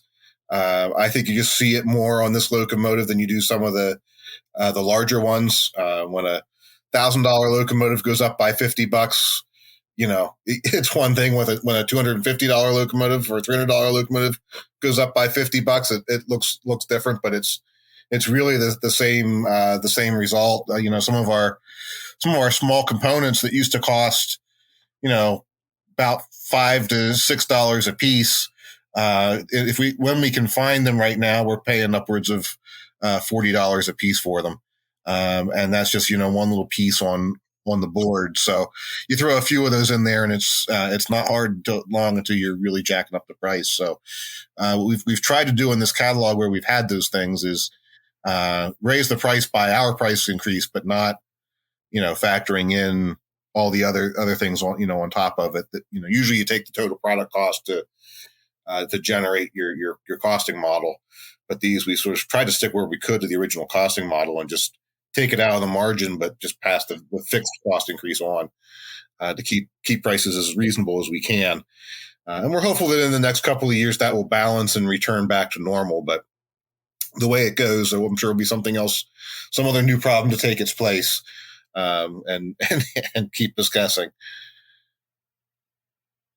I think they're still worth it for me, even with the price increase. I think these still hold the best bang for your buck. In fact, I don't know if it's taboo to say this, but I kind of thought for the old price point, I was kind of like, wow, is that a misprint? Like these, there's a lot packed into these. I'm telling you right now, like these things smoke like crazy. They perform very, very, for a little 060T, you would think because of that footprint that they would have trouble like through switches and stuff like that. But I tell you, they actually perform quite well. I love these little things. They're so great. If you want an engine, this is going to just from personal experience. I've also got one of the 060Ts. They're great little switchers, especially if a really cramped yard. But I think the most fun thing to do, and this might not be the most popular opinion, but I think Matt R has experienced this more than anyone, running Trainz with me. If you want an engine to run amok and be a menace and run onto the main line while the people are running, and you can just plop this on there and nobody notices until you break into the main line and are chasing somebody. They're fun. They're fun little engines. I've had times where I've been at Matt's house and running Trainz. He has in the yard. I take my phone, connect to it because it's Bluetooth, and just slowly make my way out of the yard onto his inner loop. Stop. Just where he can't see me. Break onto the main line. I start chasing him. It's the funnest thing ever. But yeah, they're definitely really fun little engines. And just a really quick side note: is that Reading version? Is that the one that's at the Pennsylvania Railroad Museum, or I think it's something else? Yeah, no, that's it's not an exact tooling for that, but that's the inspiration for that one for sure. Gotcha. Yeah, I remember seeing that when we went out there for York, and that was a cool little engine. So it's nice to see that in 3-rail. All right, let's move forward to the right next to them. We have some On the next page, we have some NW2s. And, these, again, look phenomenal. I mean, the stuff that you guys are putting Lion Chief Plus 2.0 in just have been absolutely spectacular. I think people love them and they eat them up. I'm going to guess that these are scale. Their proportions are pretty much scale. This is based off of the classic old tooling. So these have these are post-war style. They have a single motor drive. Just because of the space inside, there's not the room for two, but you have all the other Lion Chief 2.0 smoke and lighting and sound effects, speed control, the TMCC, the Bluetooth. And so they really do give you a lot of, again, bang for your buck, a lot of versatility. The last time we did these was Lion Chief Plus locomotives, and people seem to really like them. So I think with the 2.0 improvements, it's really the nice blend of classic Lionel with modern electronics. Yeah, it was when the catalog came out, I saw these and I said, I've seen these somewhere before. And then, oddly enough, a couple of nights ago, I was running an old post-war, I think it's the 623. And I was like, that's where I saw it. That's what this is. It's like, it's the post-war 623, or at least it's based on it. Mm-hmm. So very cool. Very cool. When I saw the Near Central 622, I'm like, yeah, that's definitely a 1950s post-war celebration style one. I'm like, God, that's gorgeous. Is there a plan to do a 623 since Eric mentioned it? We could probably do that. Yeah, we've had some more requests for some more post-war stuff. We've got a pretty big anniversary coming up in 2 years. We'll be 125 years. So wow.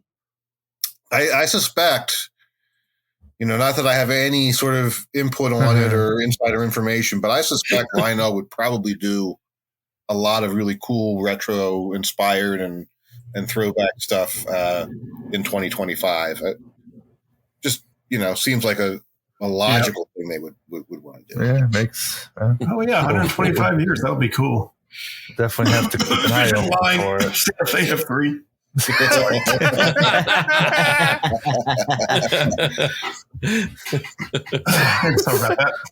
Had to clear my throat.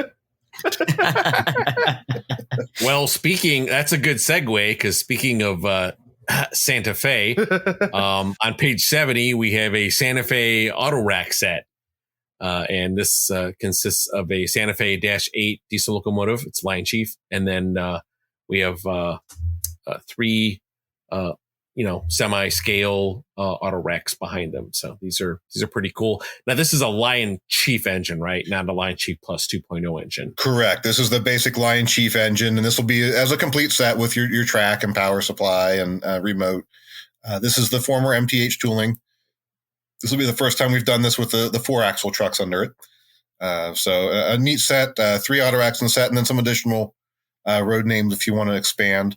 That's our classic traditional enclosed auto rack tooling. Has the opening end doors, 1/64th Hot Wheels and Matchbox cars slide in there perfectly. So a lot of play value in this one. I'll open the floor to anybody want to chime in on here? Otherwise, we'll move on.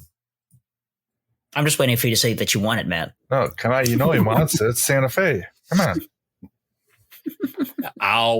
It is Santa Fe. I'll put it on my maybe list. How about that? That's the XMTH -8, right? Yes. Yeah. The Rail King. Mm-hmm. Okay. Really quick here, down on the bottom of the page, I noticed there's a tire store here called Roscoe Flats. Mm-hmm. I'm guessing that's a Rascal Flats kind of tongue in cheek. Possibly. Okay. Yep. Hey, he's a Springsteen fan, not a country fan. Well, are you? I don't know. I can play some country too. Yeah, we just got back from Nashville. It was a fun place. Hey, there you go. Music is good. Music is good music. You can't pigeonhole yourself too much, but that is true. So maybe it is Rascal Flatts inspired. I don't know. I guess you're eagerly awaiting some kind of Springsteen tongue-in-cheek building, then, Matt? Huh? Yes, please, absolutely. I'll buy it. Make it the craziest thing ever. You know what? A record store would be really cool.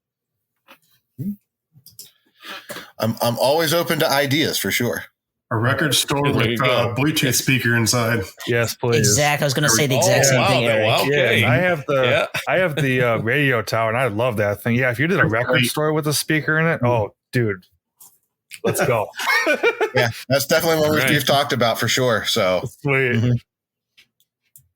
Awesome.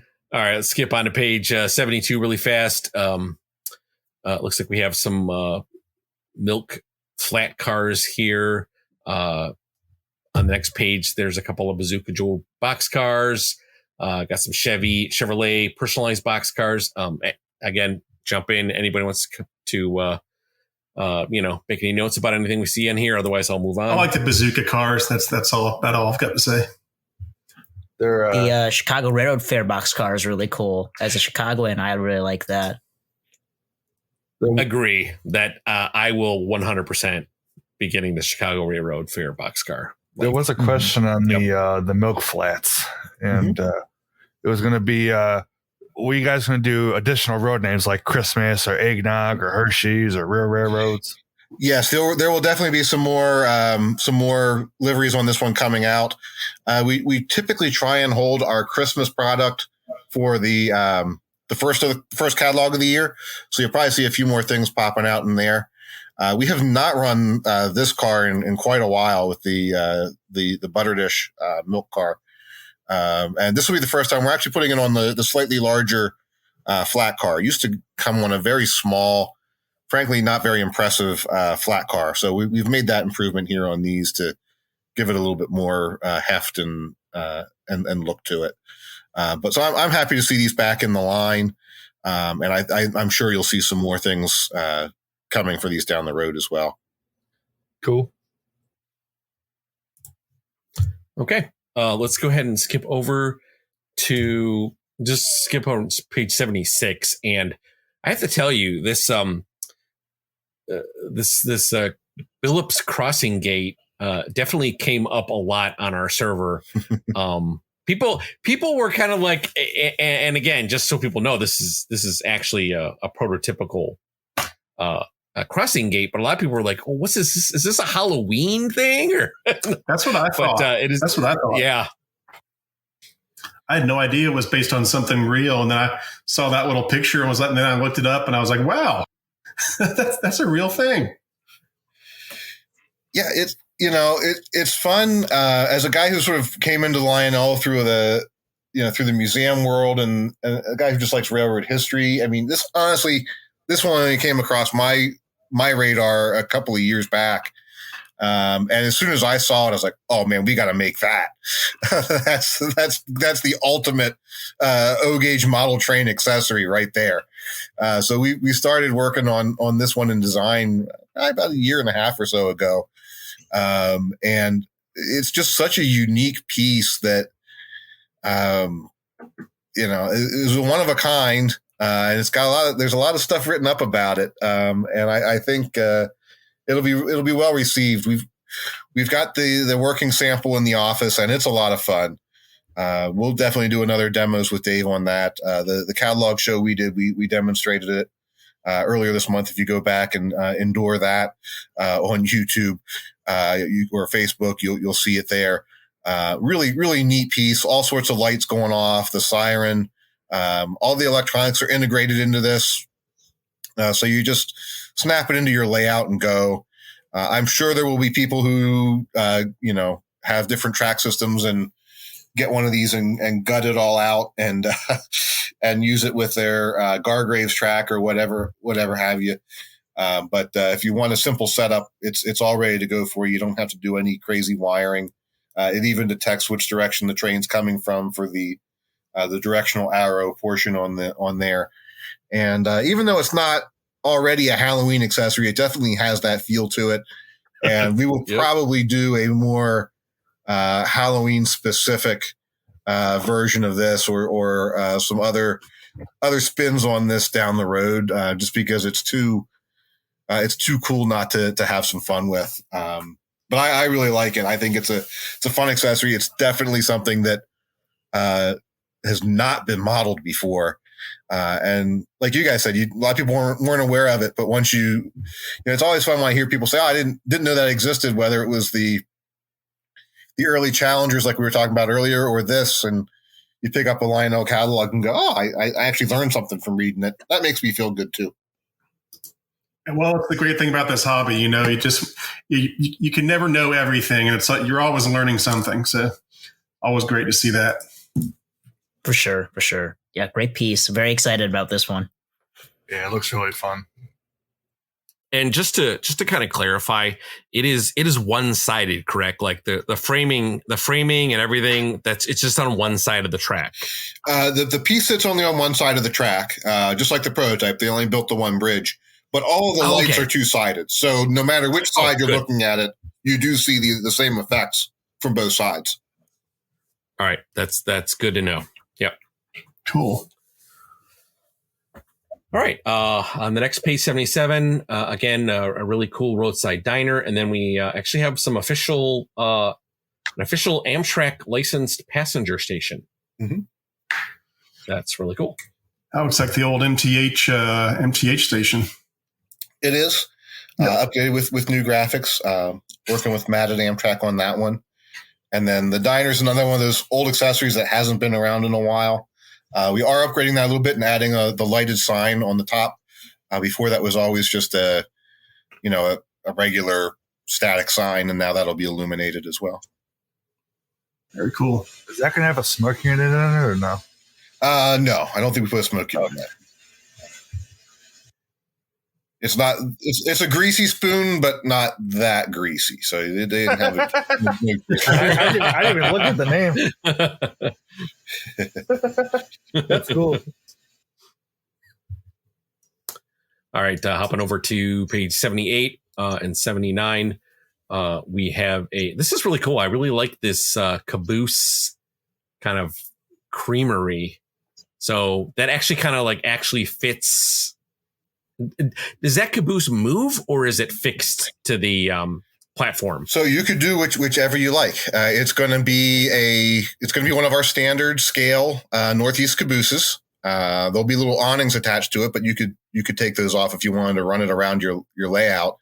But the inspiration here was, since the late 1980s, when cabooses pretty much stopped being a regular part of railroading, every small town along the railroad has a caboose somewhere in it as a park display or visitor center or ice cream shop or, tourist bureau or you name it, right? There's all these little cabooses everywhere. And so we thought it'd be fun to do something like that. So the accessory has the caboose, has all the, and it's illuminated. You get this really cool laser cut wood kit of a deck to build. It goes together real easy. Just a little bit of wood glue, and 5 minutes you can have this thing together. And that just butts right up next to it on the track. And then it'll come with a 10-inch piece of fast track with a PEP plug attached to it, so you could plug that track into a PEP track or hardwire it if you wanted to, and use that to light the caboose if you'd like, or you could connect it in with a siding and have it part of an active rail line and light it that way as well. But we thought that gave you the option if you wanted to have it sitting on its own little island of track in a park beside the railroad with some kids around it getting their ice cream orders and things like that. Perfect little scene for any layout that, people will recognize right away. And we've got a U.S. company that's making the wood deck. So those will be made here, and then we'll pack out those simple little kits with the caboose and the track and send them on when we get them all here. Very cool. That's really cool. I like that. Could you put it next to the hobo boxcar? You could, sure. Yeah, why not? Yeah. Hey, they get hungry. I need too, ice cream right? too. Yeah. Yeah. I think you'll definitely see some more things along this theme down the road as well, because there's so many ways you could go with it. And if you have multiple cabooses, because we all have multiple cabooses, you could change these things out too from time to time if you wanted to change up the theme on your layout. Yeah, there you go. It's not like I'm staring at 1, 2, 3, 4, 5, 6, 7, 8, 9, 10, 11 cabooses, right? I got him right next wall of to me. cabooses But, there. is there a plan to maybe take this like a transfer thing for like box cars or something like that? So we looked at that too, because the deck is a really nice piece, and it didn't take long to design, and the pricing was reasonable. So if this is popular, and we've had a lot of interest, people say, "Hey, can you make that a separate sale piece? Could you do other variations with it?" We may do some more simple kits like that down the road. The people that we're working with at the company who make that are trained people too. So even though they don't usually do this as their thing, they got kind of geeked up over it also, and we're really happy to work with us. So I think we'll definitely do some more things down this path. Cool. I like the road sign pack, and I'm really interested. I'd be interested to hear the sound effects on the she shed. We haven't recorded those yet. I have no idea what happens in a she shed, but we'll figure that out and let the ladies record their sounds for that one. Right. And I like the Grandpa's Workshop. That one's really cool too. Oh yeah. Yeah, just some more fun things we can do to add a little bit of sound to your layout and make things come alive. Well, talking about making things come alive, on the next page 80, this is really cool, these midway games, because what I see becoming, or not becoming, but has become popular is people like to put like fairs and carnivals on their layout, but you don't ever see like these midway games. Mm-hmm. And do these all like light up in the back too? Like how much of this is like lighted, or these aren't lighted. These are pretty basic, but if you wanted to add a light in there, like the peel and stick lights that we produced a year or two ago, or just some simple small LEDs, I mean, it would be absolutely nothing to pop some lighting in these without anything to it. But you do get the 3 figures with each. So you get 9 painted figures in here, the 3 different games. For a while, we were going to do these individually. I said, no one's going to want to buy just one of them. You need a midway's got to have multiples of these. So we saved some money on the packaging. We're able to bring the cost down a little bit by offering them in a bundle, and felt that was really the way to go. No, I think those will definitely be popular. People like to throw those in their little carnivals for sure. Mm-hmm. Is there a chance to see like a redo of like the back in like the mid 2000s? You guys did the Ferris wheel and the carousel and all that. Is there a plan to do any of those again? We do not have a lot of the tooling for those any longer. No. We have partial tooling for some, but not enough to really put the product back together again. So I don't think you'll see any of those from us anytime soon, unfortunately. Well, that blows. But hey, I agree. I got an answer. So thanks for clearing that up. Yeah.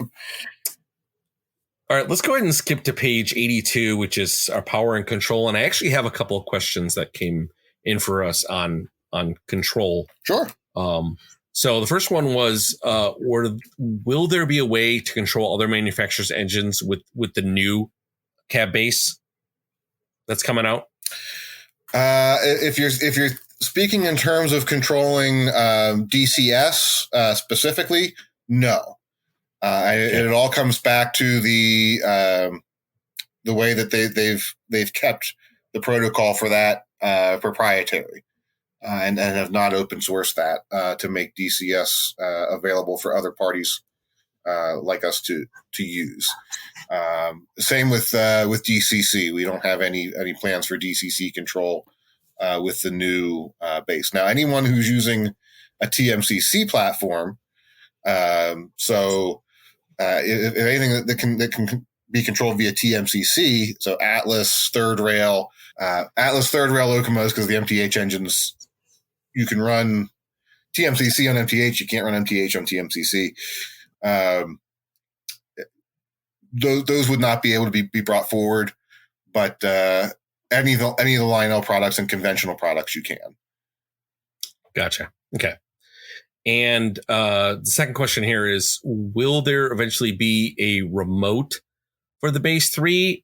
We're going to be sticking with the Cab 1L as the remote going forward. There's no plans at this point to do an all-new Cab 3 design. Now, that is a very short-term, short-sighted, statement that I can make, because while we don't have any plans to develop a new cab right now, at some point that Cab 1L is going to reach end of life, or there will be an opportunity to do something new again. So you can never say never when it comes to new development in this, because it's always got to be some level of new development. But there are no immediate plans to develop a Cab 2 style Cab 3, which I think is what most people sort of get at. And where we see things going in the long term, the more digital mobile platform of smart devices actually gives us a lot more freedom and options for things that we'd like to explore that might not be possible with the more traditional handheld remote. And actually, we have one last question, at least from the notes that I see. And it's actually a personal question for you. And Ryan, what's your favorite item in the catalog? And this is kind of like an A or B question. Either one that you worked on creating, or one that you're most likely to actually get for yourself. That's a hard one. And not hard one because there's nothing. It's a hard one because this one, there's so many that have a connection in there to me some way or somehow. And none of them absolutely stand out as oh, that's the one. But I really, the Cumberland Valley set hits close to home, just from the locale the set portrays, the 520 and my time at the Railroad Museum.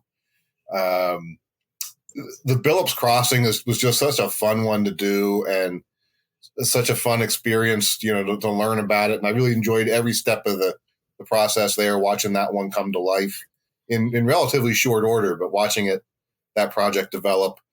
So I really love that. Those would probably be two that sort of jump into my mind the fastest, just from a personal connection to them. But at the same time, there's just some other great locomotives and paint schemes in here that I really love too. So Dave and I are both struggling a lot with employee orders on this one. I put way too many tunnel motors in for Dave's budget, and I just put too many good things in here for mine too. That I always love the brass hybrids just because I love the high level of detail on them. So that's a tough choice. 89, always my favorite engine at Strasbourg, so I really love that one too. This is a hard catalog to pick one favorite on for me, which I guess is a good thing, good problem to have. But yeah, overall, I think it's a very nice C2 catalog, and a great way to start thinking about 2023 production. And some more great surprises that'll be right around the corner. Awesome. Fantastic. And I'll go ahead and open it up to the floor if anybody else has any more questions for Ryan before we close up shop here. I think I'm good. Yeah, I can't really think of any direct questions, but I got to say, this was a lot of fun doing this with you, Ryan. Always a pleasure. And I'm sorry I couldn't be here for the first little part of it, but this is a really great catalog and a lot of great pieces. Like I said, the L1 is definitely the highlight for me. But like I said, great catalog all around. Great job. I agree. I'm going to actually ask one question here. And maybe this is just because I'm a little bit out of touch with the development for the Cab 3 since this was something that some folks were asking. For the app control, are we going to see incremental throttle control, or is it just going to remain the slider? I'm not quite sure what you're getting to there in terms of incremental throttle control. So I think, Eric, I think you described it best. Do you want to take a crack at it? Yeah, like on the not to compare, but on the MTH DCS app, you can do the throttle control. Mm-hmm. Where you have a slider to make it go faster or slower. Mm-hmm. But then they also have little arrows so you can increment in little miles per hour. Okay. Yep. I got you. Yes. Right now we do have that. The last renditions I've seen of the app still have those style buttons there as well. Basically, the way the app is set up, it sort of has two sides to it, and you swipe left or swipe right to go from either a more basic app that's very similar to the Lion Chief app we have now, or you swipe the other side and you've got an app that looks, again, not to make direct comparisons, but in broad sweeping terms, something a little bit more like our iCab app had in the past, where if you could do it on the legacy Cab 2, you'll be able to do it on the app. And a lot of it's about manipulating the screen so that the features that you want most often are most conveniently located for you on there. We've tried to keep some things relatively similar to the way they've been in the past, just for familiarity. But then on the other hand, there are some options when you go to a new platform and a new device to where you can make things a little bit more user friendly and ergonomic. Why not? So there's still a lot going on the app side. And Dave will be doing a lot more demos of that as we get through the rest of this year. But definitely, you won't be. It's not just the slider on the side. Okay, there. yeah. If you want to get more precise, you certainly can.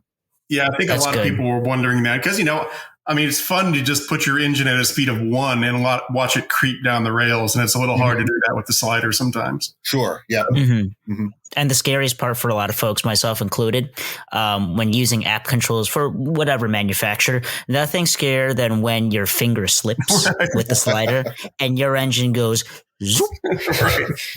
So it's definitely something I've heard from a lot of folks is a make or break thing. But to hear that you guys are including it is a very, very welcome response, and something that'll make me more open to the Cab 3 as well. Good. I had a question on the Cab 3. I don't see it on here, and it was not included on the iCab app. Is there going to be the record button to do the recordings?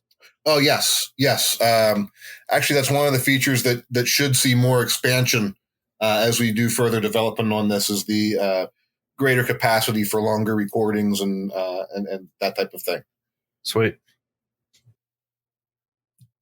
Awesome.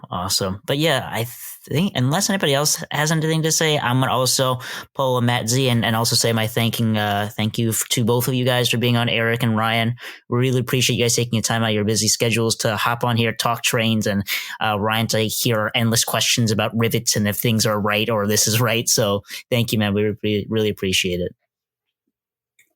Always a pleasure. Yep. Yeah, my pleasure to come on here and do this. It's always fun to talk Trainz. I hope we answered a lot of the questions that were out there. I like that we had a chance to sort of let those questions come in and do a follow-up interview, which was nice. I think that hopefully benefited everybody a lot, and it also meant we got through it in under 4 hours this time. So that was a pretty good thing. Well, this was the smaller catalog too, so keep that in mind. But no, I 100% agree. I actually kind of like this format a bit better because those questions always come in, right? Like I think it's almost better to let the stew cook for a bit. And then field people's questions, because there's always questions that come up, especially with, some of the more prominent engines out there that people are very hardcore about. And sometimes if they see something in the catalog that doesn't look right, they're obviously questioning it. And that could directly affect pre-orders as well. Sure. Right. So I think it's good that we can field these questions, and then you can come on and answer those specific questions. Now, I know you answer them with emails and stuff too, but for at least our audience and those that listen to the Matt podcast, it could definitely help answer their direct question, and then in turn let them make a more defined decision on how they're going to do their pre-orders. And plus, considering I posted the question thing at 1:35 this afternoon, and we got basically about page and a quarter of questions. That's pretty good. For sure. Yeah, I think if we let that thing, I think if we kept it up there for 2 days, there might have been too many questions. But It would have been like we'd our, have to cherry pick. We'd have to cherry pick some of them out of there. Probably It would have been a 4-hour podcast. It would have been like our community one. And instead of the catalog, it would just be, "Hey Ryan, what's this? You know, can you help us with this?" Right? But for me, like again, thank you, Ryan, so much for coming on, and you, Eric, as well. At this point, I don't think we could have a catalog episode without you two coming on here. That's nice to hear. Honestly, because This is fun. go ahead. That's nice to hear. Yeah, hearing your insight, Eric, and obviously Ryan, your expertise, and the person that obviously is in charge of pretty much getting these products in the catalog. Is just, again, just awesome that you guys come on here and talk to Trainz with us. And, again, we want to make this kind of a, hopefully a permanent thing moving forward. So we love having you guys on, and hopefully you'll be on for the 2023 volume 1, right? Yep. About 6 months out. Yep. Yep. 6 months out. Oh shoot, it's August now. We're inside I 6 know, months. right? Can you tell us what's going to be in the 2023 channel? Yeah, what's in there? Yeah. If I told you that now, there wouldn't be a reason to do a podcast in 5 months. I can't ruin all that good fun. I guess you've got a point. We'll let it be. We'll just have our suspicions going somewhere.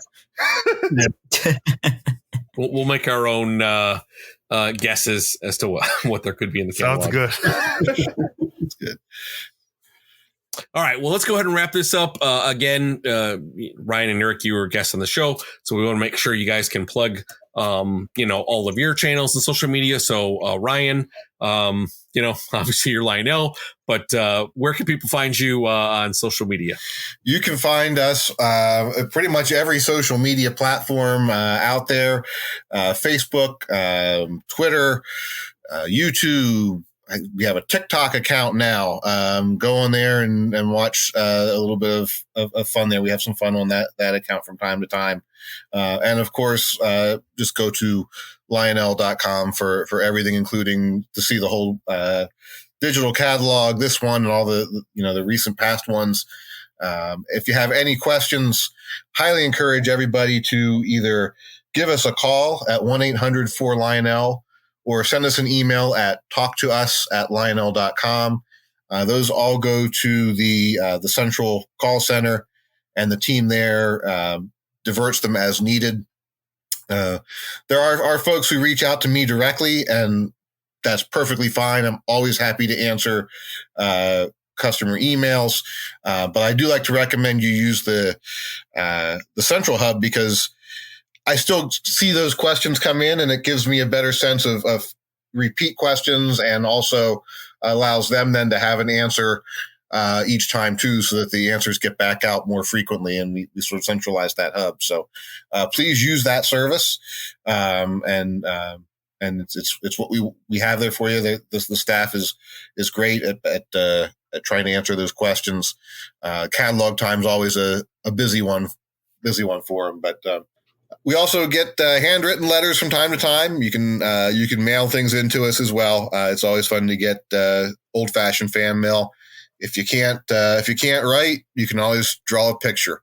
Wouldn't be the first time I've gotten pencil sketches of something you'd like to see in the next catalog. So feel free any way you can to get us a message. We love hearing from everybody. I can't really emphasize that enough. Coming on here with you guys tonight, seeing people at the shows now that we can get out in public more, even getting the emails, whether it's a question, whether it's a concern or a compliment. We all love Trainz. I love Trainz. This is a great job, but we do it to make people happy. And if I'm making your lives more happy and you're enjoying what we're doing, and giving you a hobby and giving you a pastime, the same one that I enjoy, that's the best reward ever, is seeing people happy and knowing that you had a hand in making that product that made that happen. So please, anytime, feel free to reach out with questions and requests. I can't always give you an answer, but I'll always tell you the truth. And even if the truth is I can't tell you right now, but always happy to hear from people. You're never a bother. Fantastic. And Eric, where can people find you on social media? Oh, the usual places. You can go to ericstrainz.com. That'll link to everywhere, but I'm on YouTube. Eric Trainz is the channel name.